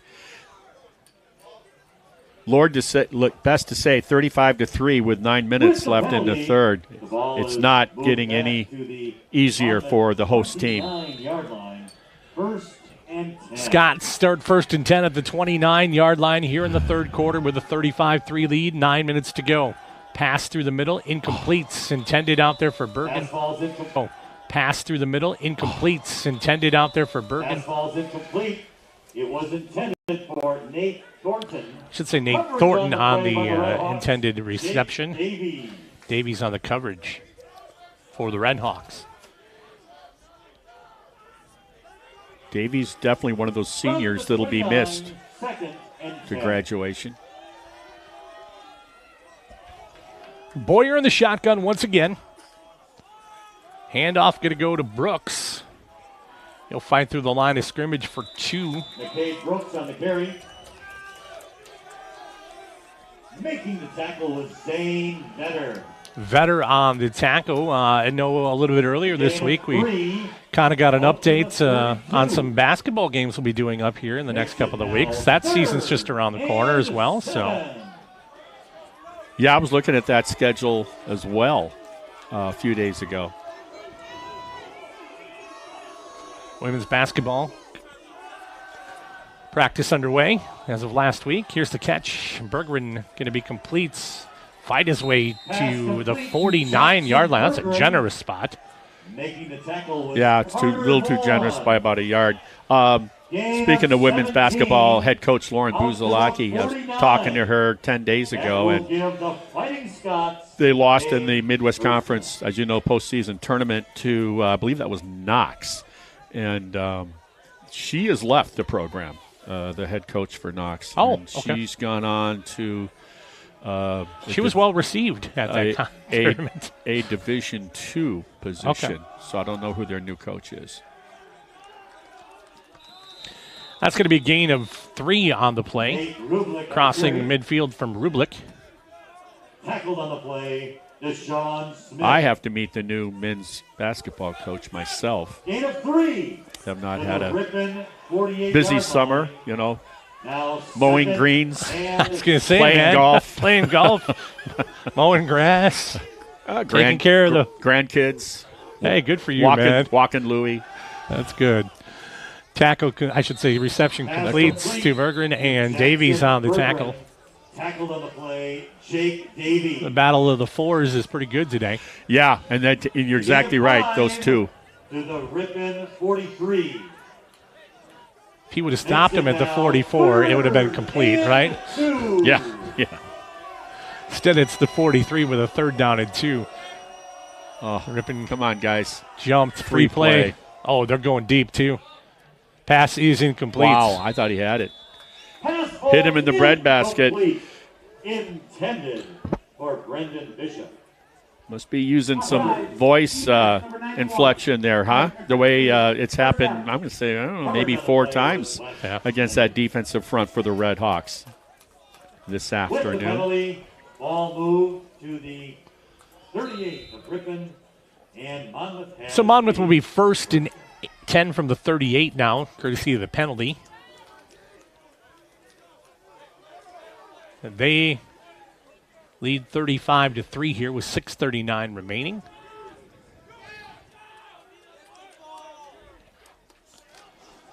McCade Brooks back his way in. Knee was down, so stop that. It'll be just shy of the 35-yard line. 2-yard gain. Second down and 8. Down to the 36. Second down and 8. Game like right now, you just got to get out there and take your lumps, I think, right? It's just try to be upbeat about it, try to make something happen. Hey, but football is fun. Yeah. You can, like those battles we're talking about, individual. Boy, the way he flicks that ball, 3/4, sometimes sidearm. We got a good view of it there by Boyer, the Monmouth quarterback, and he is accurate. Bet that dude can throw a frisbee really well. We'll get down there afterwards and ask him. How's that? How are you at frisbee golf? Third down and 1 from the 29. Handoff to Brooks. Once again, he'll come through the middle, and he'll get the first down and then some. It's just been a continuous balanced attack with the run, with the pass, quarterback keeper all afternoon. And Brooks on the carry. Well, no surprise that the Scots rank second in all of Division III in total offense and fourth in yards per play at 7.75. You can see why that. The passing offense ranks 16th and the rushing offense ranks 13th. Carter Boyer ranking 12th in the passing yards, and the offensive line is tied for 11th and the fewest sacks allowed, courtesy of our friends at the Monmouth Scots Sports Information Department. For that information. So you talk about this prolific offense. Yes. And just what they can do, and we're seeing it here on display tonight. Yeah, he's the 4th player in school history with at least 400 passing completions and 5th to throw at least 50 touchdowns. Wow. He's tied for 7th all-time there for rushing touchdowns by a quarterback as well, with more football games to be played. So an injured player on the field. 5:35 remaining here. 35-3 left in the third quarter. Talking about Jeff Johnson earlier, class of 78.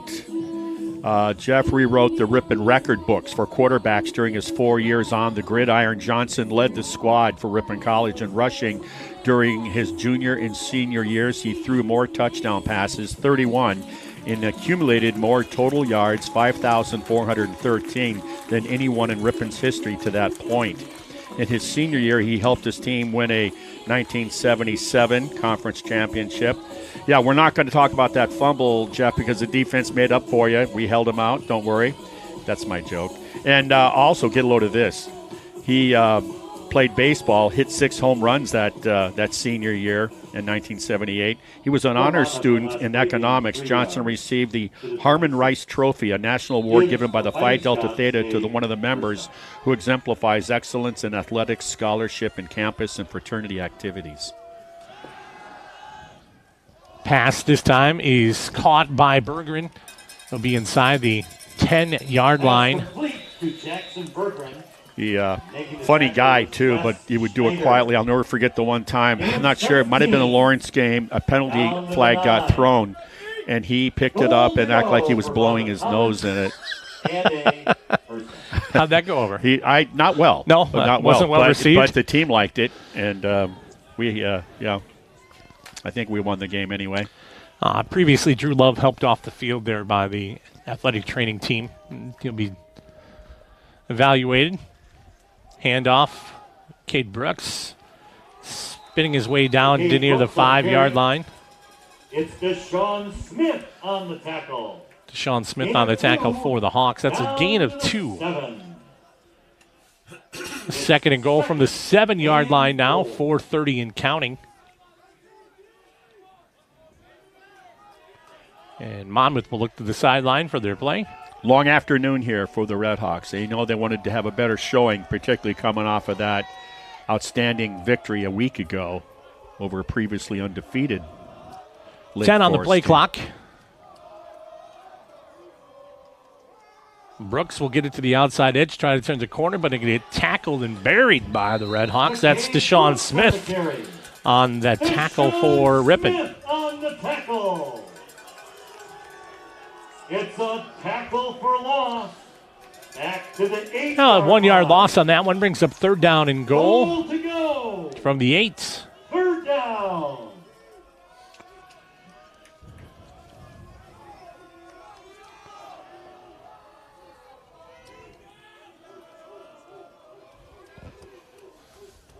Monmouth being patient with their play call. They have 5 on the play clock coming up now.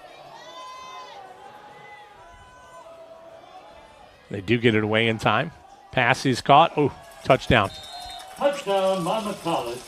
8-yard pass play to Nate Thornton from quarterback Carter Boyer. Nate Thornton on the reception, a 8-yard touchdown completion to make it 41-3 with 3:19 remaining in the third quarter. So Hessen will come on to attempt the extra points. What a display.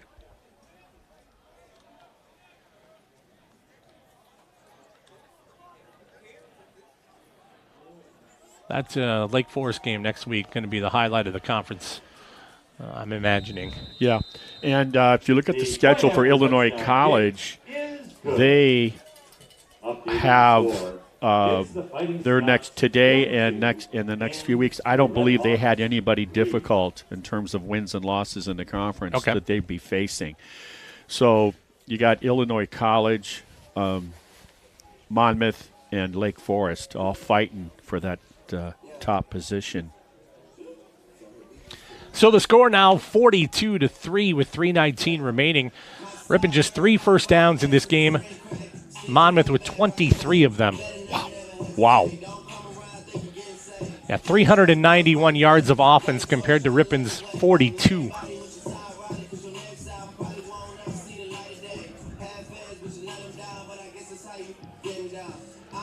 Averaging 6.31 yards per play for the Fighting Scots, and Ripon just over 1.5. As we think about how chilly this time of year is becoming, it's interesting how, as you examine the Monmouth College roster, they have 21 football players from the state of Florida. Okay.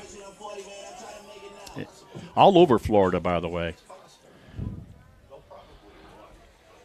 Back deep for the Red Hawks. Number 7, Gage Taylor. Gage Taylor and 19 Zisnansky back as well. No Davies back there. He's just up a little bit near the 15-yard line as Hessen will kick off. This time they'll let Davies take it from the 20, puts it in the hands and go towards the left side and tackled down at the 31-yard line. So about a gain of 11. Good effort. The whole idea of that squib kick to a prolific return man like Davies is to throw the timing of the return off, and that was a good example of it right there. Well, you know, Red Hawks caught on too. They moved Davies up and put the other two back deep, right? So maybe they didn't notice that, but he still got it. Red Hawks will be 1st and 10. As Barons will be in the shotgun, Siebert right behind him. And that's good coaching. Yep. Taking your best return guy and putting him in if you're guessing that's what they're going to do again. Smart move. Siebert is the running back. He'll go out to the wide receiver position in motion. He'll take the run on the left side out to the 35-yard line, down to the 40-yard line for Siebert. Garrett Siebert on the carry with the tackle. Nice execution of the play. They certainly are anticipating pass, given the score. Siebert, the senior from Las Vegas, played quarterback for many years. Never been there. I know you were there last year. I've been there more times than I need to be, probably. This time, Siebert again with the carry and out to the 43-yard line, and then he's hit. Yeah, they're going to spot him out right before the tackle. Making the tackle was Kevin Baker. Baker on the tackle for the Scots. And Siebert and Baker. Speaking of Baker, there was a running back for Monmouth back in the 70s. Okay. This guy's in the record books and everything. Terry Glasgow, the famous AD basketball coach, men's coach at Monmouth. I'll finish after this play.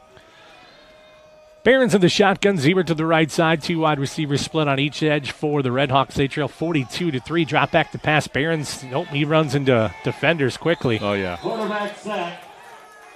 They've been controlling that line of scrimmage for the most part this afternoon. Now, what about Coach Glasgow? They had him on that football team. He was an assistant. And he told me when I was there in 2005 for the Midwest Conference baseball tournament, he should have been. Iowa should have taken him. Really? That's how good he was. And I can tell you, after this play what happened to me my sophomore year there when I was playing against him. We'll wait with anticipation. He was a Monmouth dude, and all you saw was the crown of the helmet and high knees. They'll put a man in motion this time. Do the Red Hawks. Barons, that's going to get tipped at the Nice. line. 74 for them. And that's Tevon Baker, 8.5 sacks, 10.5 tackles for losses, a complete player, 74. Back then, you run a 5-2 defense against the option football. Well, he's the power back, of course, but the speed of a halfback. Well, all I know is I'm lined up above the guard, 4 yards off the line of scrimmage. He pulls, I'm step up, but here comes Baker with the ball. Knocked me backwards. Lose a mouth guard. Barron's going to go deep on this one. Double coverage and incomplete. And this is true story. I had grass and dirt in my mouth, and my chin strap was now my nose strap. I'm on my back. And that's how I got introduced to him. We lost that game 22-21. Number 99. 5-yard. So a defensive offsides for the Scots. That means the Red Hawks will get 5 yards. And he was also their punter, but it was the ugliest ball. Terry Glasgow's reminding me how ugly of a punt it was, but it was good for distance. So they worked with him to get a spiral. The good news is they got the spiral. The bad news is it was 15 yards shorter. So they said, hey, Baker, you just go back and do what you do. Doesn't matter, right? Doesn't matter. At that point. You don't care what kind of duck it looks like. 10 seconds on the play clock here. Ripon 3rd and 10 at the 42-yard line. Barons with an empty backfield with trips to the left, 2 to the right. He'll drop back to pass. Pressure is coming now. And he'll get sacked at the 30-yard line. Yep. Quarterback sack. 4th down punting situation. Yeah, Nick Serrano, that other defensive end. Serrano. So clock continues to run here with under a minute to go in the third. 31. Ripon, at this stage, you finish the game, you play hard, you finish the game, and you get ready for your last 2 games of the season. Right. You'll have to be road warriors.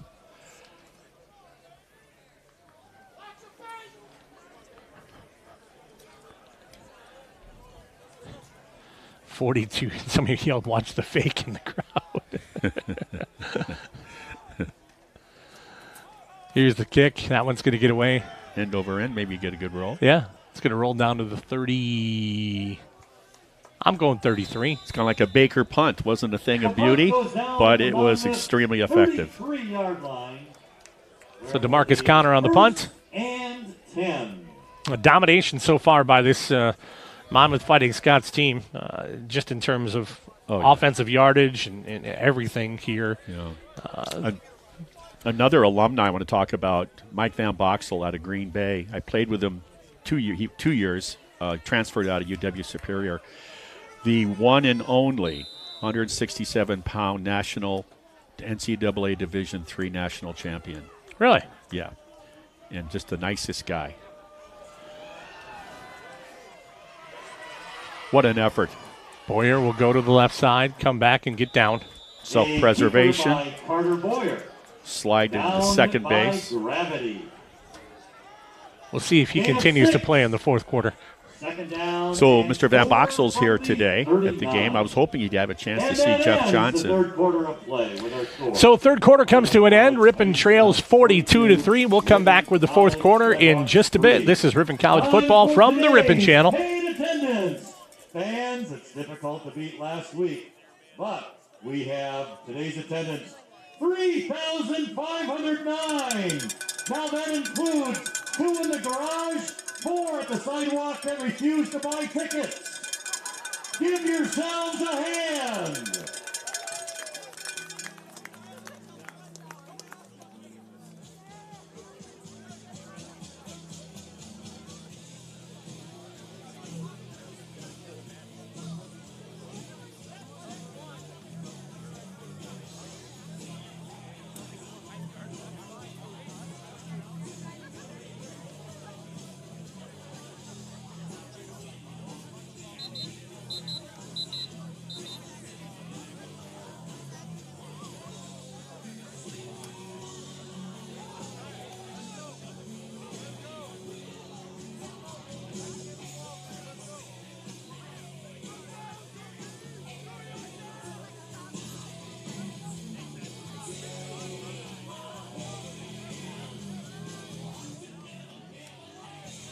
And back here at Hop Stadium in Ripon for the fourth and final quarter. Monmouth second down and 4 at the 39-yard line. Boyer still in, and here's the handoff. Or is that number? Is that Rublik? It's Nate Rublik. Yeah, I believe it Yeah. was on that carry. Yeah. I know it's not Paul Horning.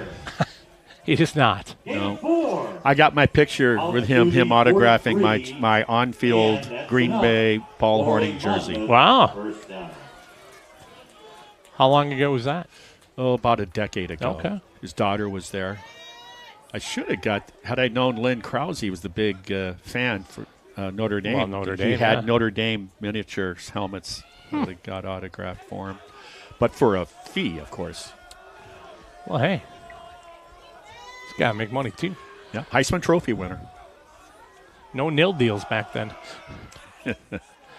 Here's the handoff for Rublik once again on the carry. He's going to bring it out to the 49-yard line. Yeah, that offensive line is just kind of showing their ability to, what's that phrase they always use, impose their will. They've had a heck of an effort. If you're a skill position offensive player for this ball club, you love this O-line. Second down and 4, ball at the 49 with 13:43 remaining here in the ball game. And Monmouth just taking their time. Looks like pass blocking here, doesn't it? Pass is incomplete. Pass ball's incomplete. Right. Intended They stood there saying we're going to be pass blocking. It's kind of like when I listened to Bob Uecker once talking about when he finally got into a game and late in his career, the catcher didn't even give signs what to throw. He just shouted to the pitcher what to throw. Give him the heater. And Uecker said he knew he wasn't being respected. He looked at the dugout. They were already in their street clothes, the other team.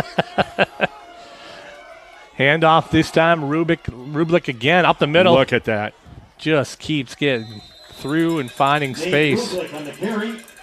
I'll get you details on that in just a little bit. Now, this is a game. You're just going to go through the line, shake hands, and On to the next. and congratulate the Fighting Scots for bringing their A game in here today. 42-yard line, and Monmouth College has a first down. Rublik so far 15 carries for 64 yards. You know, if he got a car that is that cube, they call it, and what's his last name? Rublik. Nice. Dad jokes here for you, everybody. This is what happens when you get a 42-3 game in the fourth, right? The Rublik cube. The Rubik cube. He drives. Here's Brooks with the carry, thankfully. I don't know if he can sustain anymore of the humor that emanates from the broadcast announcing partner directly to the right. The gain of 1 to the 41. Second down and 9. Second down and 9, ball on the 41 of the Red Hawks.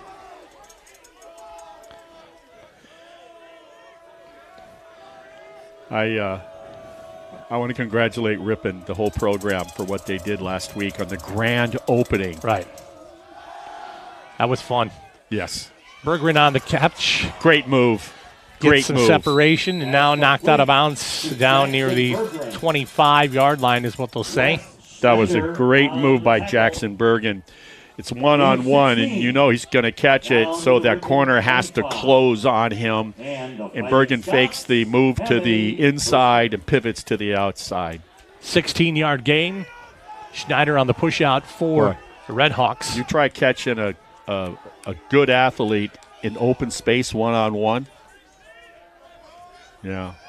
They'll talk about how, miss tackle, miss this, miss that. Hey, sometimes it's just a heck of an athlete making a great move like that. Brooks to the left of the quarterback, Carter Boyer. He'll get the handoff and tackled quickly by the Red Hawks. Dave Brooks on the carry.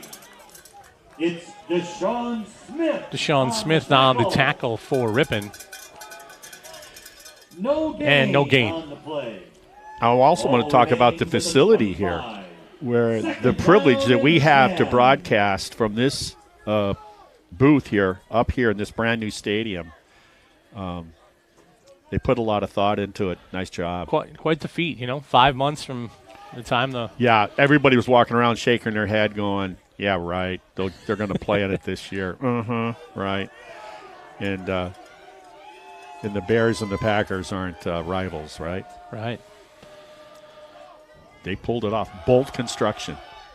Handoff will go to Brooks once again. This time he'll gain some yards and more. Almost 8 yards on that carry. So Bolt Construction now is on the east side of the campus after completing this project, and they're taking, I think it's still called Farr Hall, the science building, and giving that a complete makeover, and inside and out, adding another department in the science category. Nice move. That guy, he's not the starting running back, but he certainly has moves. He's a lot quicker, not quite as physical as the starting running back, Brooks, but they're both very effective in different styles. But that Farr Hall Science project, it's going to be about a 1.5 to 2 year project, and it's going to be something. The Franzine Science Center.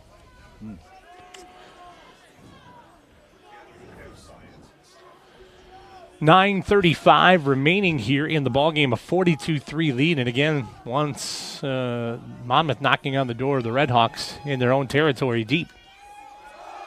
Nice play. Ripon able to break through the line of scrimmage, and Eng will get the tackle. Nate Rublick on the carry. Eng. Tackled for loss, Kevin Eng. What a nice explosion that was by the defensive end. 3, back to the 13. 3-yard loss on the play. Goal to go. Second and goal from the 13-yard line. Once again, feel bad for the nose guard for Ripon College, Desmond Murphy, who was, I believe, second-team all-conference a year ago on that championship team. Tore his knee. Had to be this week in practice, so did not get to play today. His season's over. They'll look to fire to the end zone. Berggren's going to go over the top of his head. Incomplete. Good coverage out there by Taylor. Berggren's showing his disappointment with the lack of execution to his satisfaction on that play. He's a competitor. 42-3, 8.5 minutes remaining in the game. Still working he wanted the ref. it. Yeah, because you're not thinking about scoreboard. You're thinking about execution.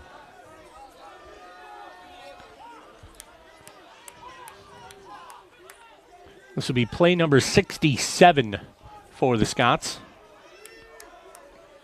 of the ball game. To compare, Ripon has 31 plays. Yeah, we kind of started talking about time of possession, towards the end of that first quarter. Pass is complete. Rublick on the outside edge. He'll get knocked out of bounds. Pass complete to Nate Rublick. Carter Vaughn on that good hit along the sideline inside the 5-yard line. Looks like they'll spot it around the Kept 4. him in bounds, so a gain of 9 on that. Clock continues to run with 8.5 remaining. Wisconsin Badgers at home tonight, 6:30 Central Standard Time against the Buckeyes. Undefeated, ranked top 5 in the country, I believe. Calling an upset at all, or no? No. I don't think we have quite the defense. They might hang around for a while as that extra point is made good. Just a field goal. By, Not I'm sorry, extra point. Alec Hassan. I was used to saying touchdown, unfortunately, for them. Hassan. He's 5 for 5 now on the year for field goals. And you got a freshman, Texas freshman quarterback starting for the Badgers. He got his first career start last week, and that wonderful 18-point fourth quarter come-from-behind win over University of Illinois. And might I add, the former head coach of the Badgers, Bielma, for Illinois. So that was a nice win for them. But it's just, I just think it's that Ohio State defense. They might be collectively the best defense in the country. Well, Ryan Day's done a good job there. Yeah, and I think the Badgers made the right decision going the direction they did. A lot of Leonard fans for sure But Fleck, I think, given a year or two with transition of philosophy and of players and to get what he needs to do what he wants to do, might take a little bit of time. But overall, I think we're going to have a good product out there in another year or so. They still, as of today, are leading the West Division, I think, the Badgers, with that controversial win by Minnesota over Iowa at the end of the game on the punt return. And, of course, Bob Lukuski Enterprises. Remember, 2/3 of the world is covered in water. The remaining covered by Bob Lukuski Enterprises. Picked up by Davies. He's out to the 38-yard line, 37-yard line. What a knack, Davies. What a knack. Making the tackle on the play, for that return position on the kickoffs. Always great effort.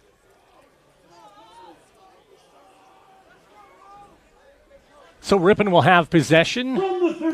First and 10 from the 37, trailing 45-3 with 7:46 remaining. Yeah. Kid Ripon, Siebert back in. And they took away the number one receiver for Ripon too, Mosqueda. Right. I don't think he got a touch. Jalen Brown in the backfield. He'll get the handoff from Siebert. Siebert's going to get tackled. It is senior day today, and I guess maybe giving Jalen, Jared, a little bit of playing time here in this game is good for him, but you get a sack on your first one. That never helps. Yeah, they weren't buying the fake handoff to Brown. Second down and 13. Brings up second and 13 for Ripon. Siebert's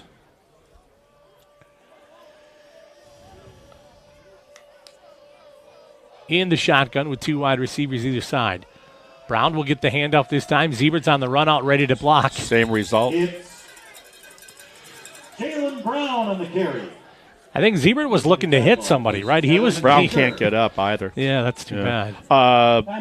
These guys are just bent into the ball unblocked and just unloading on who's ever got that ball. They're looking at that right ankle foot area of the running back, Brown. He's a La Follette High School grad. I know that high school pretty well. Facebook friends? Gets to go there for tons and tons of basketball tournaments through the years. Okay. Yeah. You're so funny. And there's a good history of that high school with some famous, the Flowers brothers coming out of there. One played for the Badgers. The oldest brother played for Beloit College. That great shooting guard, in fact. And, so injury timeout for the Red Hawks. Steve Prestegard, I want to say, is a La Follette grad. Okay. My former play-by-play guy years ago. All right. So Brown's going to get helped off the field by the training staff.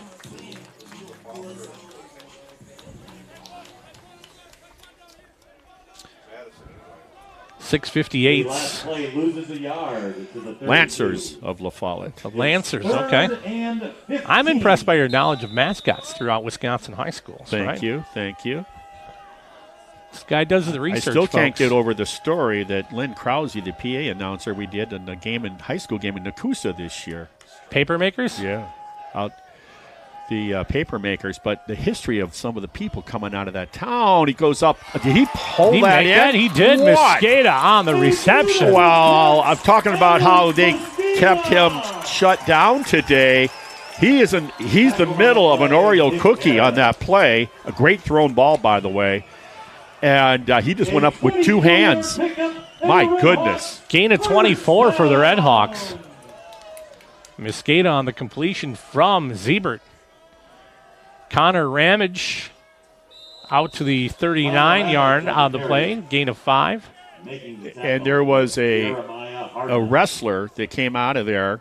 And, Nakusa, right? His nickname, All-Star Wrestler, he wrestled like some amazing number of thousands of matches, only lost 6. Wow. His nickname was the Strangler. He's in the Hall of Fame in New York State of All-Star Wrestling. Siebert, this time pressure in the backfield is going to get sacked, so Yeah. they'll lose 10 or 11 on You that. know, what a weapon as a defensive coordinator to have with that type of physicality, talent, athleticism with your down 4 linemen. And Hartnett on the tackle again, and I will reiterate the fact, freshman. That's not, for you Hollywood types, that is not Josh Hartnett. Just want to make that clear. Marty's coming through with all the zingers today, everybody, man. You must have stayed up late last night and thought of all of these things. No, I was up last night, but I wasn't thinking about that stuff. I'll tell you that. I'm still going to get Mike Van Boxel. Blame him. There you go. Keep it. Siebert will keep it. He does just so and goes up into the air and then takes a hit. Yep. And he'll be close to a first. Maybe not quite. Oh, that's the line of scrimmage. I'm looking at the line of Yeah. wrong marker. But I like the effort. To make it 4th down and Well, I'm assuming you go here, Yes. right? Yeah. So you're going to go 4th down and 10, The ball's over the 50 inside their own 45 trailing by a by a bunch. punch of points. Yep. Why not?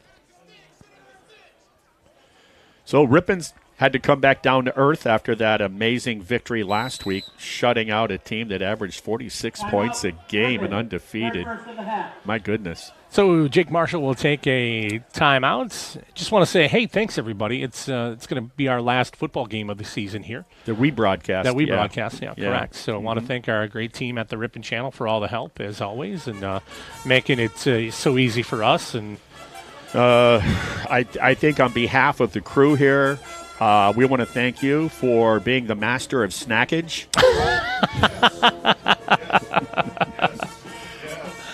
What made it so fun? It's like, what is he bringing right. this Well, time? when you get a tubby guy on the call, right, you know he's going to bring the snacks, right? Oh, yeah. As our executive producer, Riley Eisnagel, put so eloquently just now, the Prince of Pepperoni. Well, I mean, The it's string not quite as cheese. good as Abe Froman, the Sausage King of Chicago, right? And yeah. From Ferris Bueller's Day Off, but not bad. And you and I both walk in with our briefcases with our bubbler that when I went on my no-carb diet, a good friend, that's my go-to now. I don't have any of the regular soft drinks You anymore. and me both, right? Yeah. All right, 4th and 10. Siebert in the shotgun with everybody out there to the right and one to the left. He'll on. drop back to pass. Pressure's picked up by the defense. Now he's going to scramble, get a fire one to the left edge. That's going to be knocked out of bounds and tipped. You know, and he had to throw. Oh, yeah, there's plays coming Yeah. in now. Siebert's going to get into a toss there. Boy, the quarterback just went after him. Hey, I'm a senior. This is my probably last time I've been there. knocked down on the play Yeah. by Colby McMillan. Penalty markers down. Yep. You don't want it. You don't want that. Somebody But slammed a but- offensive lineman, I think, from Ripon, and then Yeah. then it started it going. had nothing to do with the play. Right. And the quarterback, all 170 pounds of them, if that, went after him. Usually it's the other team sticking up for your quarterback. Well, the quarterback stuck up for the offensive lineman. Right. So you can't do that, and that's why we see Well, everybody bunch but the of field yellow. judge Yeah. out there right now. Field judge talking to Jake. Yeah. Sometimes these do result in ejections. We'll see. Gets a little bit chippy. I can What it's going to come down to is what happened after the play. There's no dispute with that. But are they going to call anything with regards to what happened that led to that during the play itself, with the two linemen being the one for Monmouth and one for Ripon being going at it at the end of the play. So the official evidently ran out of flags because he chucked one and then he chucked the hat. Yeah, threw as his well. hat. And it's too cold to throw your shirt, so you went with a hat. So we'll see what comes out of the discussion here that's taking place near the 40-yard line as they try to sort all that out. The alphabet out on the field, LFR, U.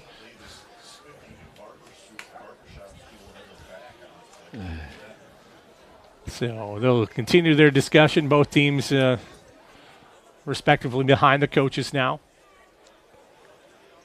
as they continue to sort this out. You wonder with the scoreboard that is right now and how much paperwork they want to do, if I could be blunt about it, right? So, I talked about this last week, but for those that are joining us, that did join us last week, this is kind of interesting in the Midwest Conference. Back in 1959, a polio epidemic in Appleton, Wisconsin, and 1955, resulted in Lawrence hold on canceling 1 second. Let's get the call here. Oh, yeah. The result of the play is a turnover on downs. We have multiple unsportsmanlike conduct fouls on the play. So after the play, unsportsmanlike conduct, number 99 of the defense. Unsportsmanlike conduct, number 1 of the offense. Unsportsmanlike conduct, number 3 of the defense. Unsportsmanlike conduct, offense, number 33. And unsportsmanlike conduct on the offense, number 33. All of those fouls offset. The result of the play is a turnover on downs. First down, Monmouth. I never heard a call like that before. I've never so many players. So tell them what happened. yeah, so 5 unsportsmanlike conduct. 53-7 from the offense. Okay, so they had 5 unsportsmanlike conduct calls on that. Those all offset. So a turnover on down. And, yeah. So Back to your story. no ejection. No ejection. Well, the polio epidemic in Appleton in 1955 resulted in Lawrence canceling its first 3 games, so the games with Lawrence did not count that year. From their own 44-yard And then the other odd one is in 70-71, Beloit had freshmen on its teams due to lack of upper-class personnel, so the games with this school that year counted as non-conference contest. Here we go. New running back in for Monmouth and get to the outside Watch it. edge. Yeah. Play through the whistle. Tarver on the carry. Making the tackle. So that's with gonna 4 be- minutes and change remaining, It's a gain. you'd want this game to finish. I know both coaches want this game to finish the way it should. Got to respect the game, respect your opponent. Marcus Tarver on that carry, a freshman from Texas City, Texas, 5'9", 200. Keep building them that way. Oh, Well, they say everything in Texas is big. That's probably where that expression, go big or go home, came from. second and 3. Ball at midfield for Monmouth, and a new quarterback in there. We'll get you that here in just a second as well. Marquise Tarver on the carry. Braden Deem, 6'2" sophomore. Making the tackle was Garrett Sandwick. Sandwick on the tackle for the Redhawks. It's a gain of 3. Deem, a 6'2", 205-pound sophomore. 3rd and 1.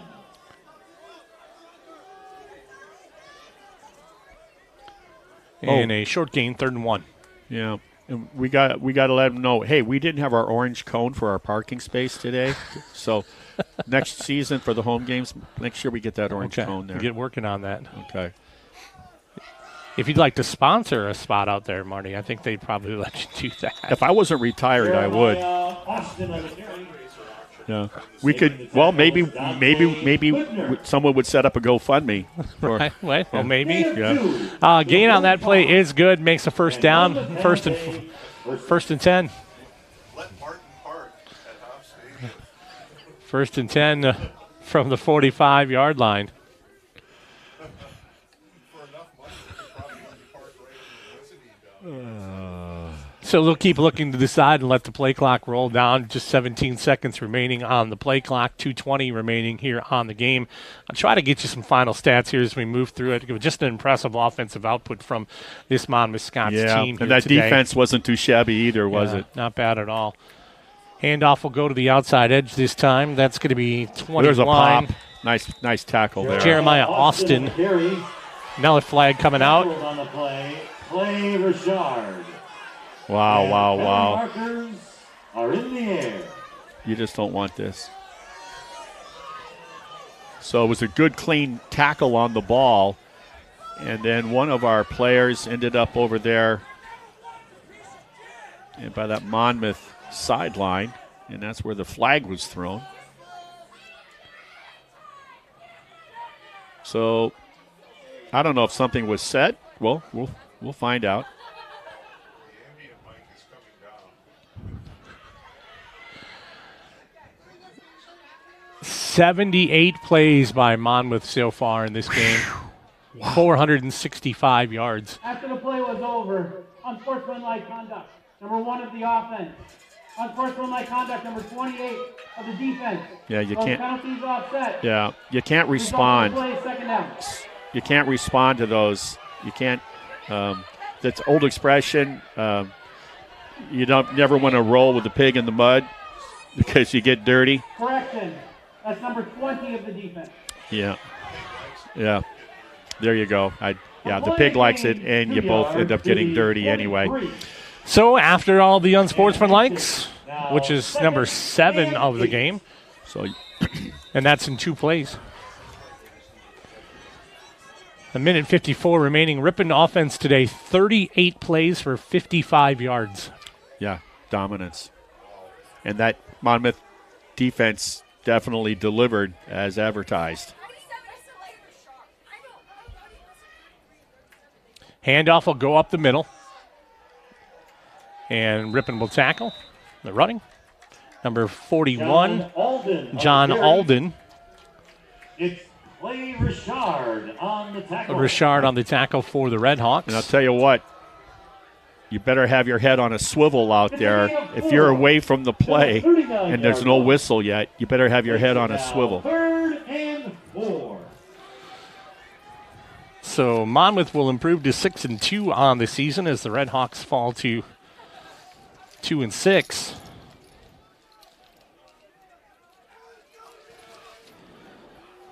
Under a minute to go here.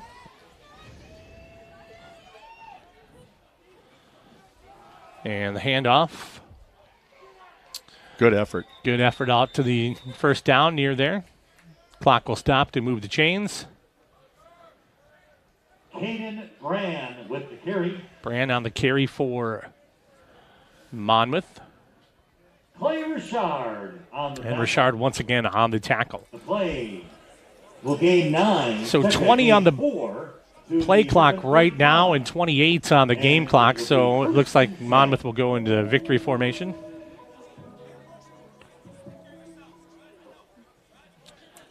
And Monmouth will take the knee and come away with the victory here today at Hop Stadium over the Ripon College Red Hawks. Your final score today, Monmouth 45, Ripon 3. Want to thank Riley and Patrick for the production of the broadcast. For Marty Ernser, I'm Jason Mansmith. Thank you so very much for joining us. This has been a presentation of the Ripon Channel. Next week, Red Hawks at Beloit College.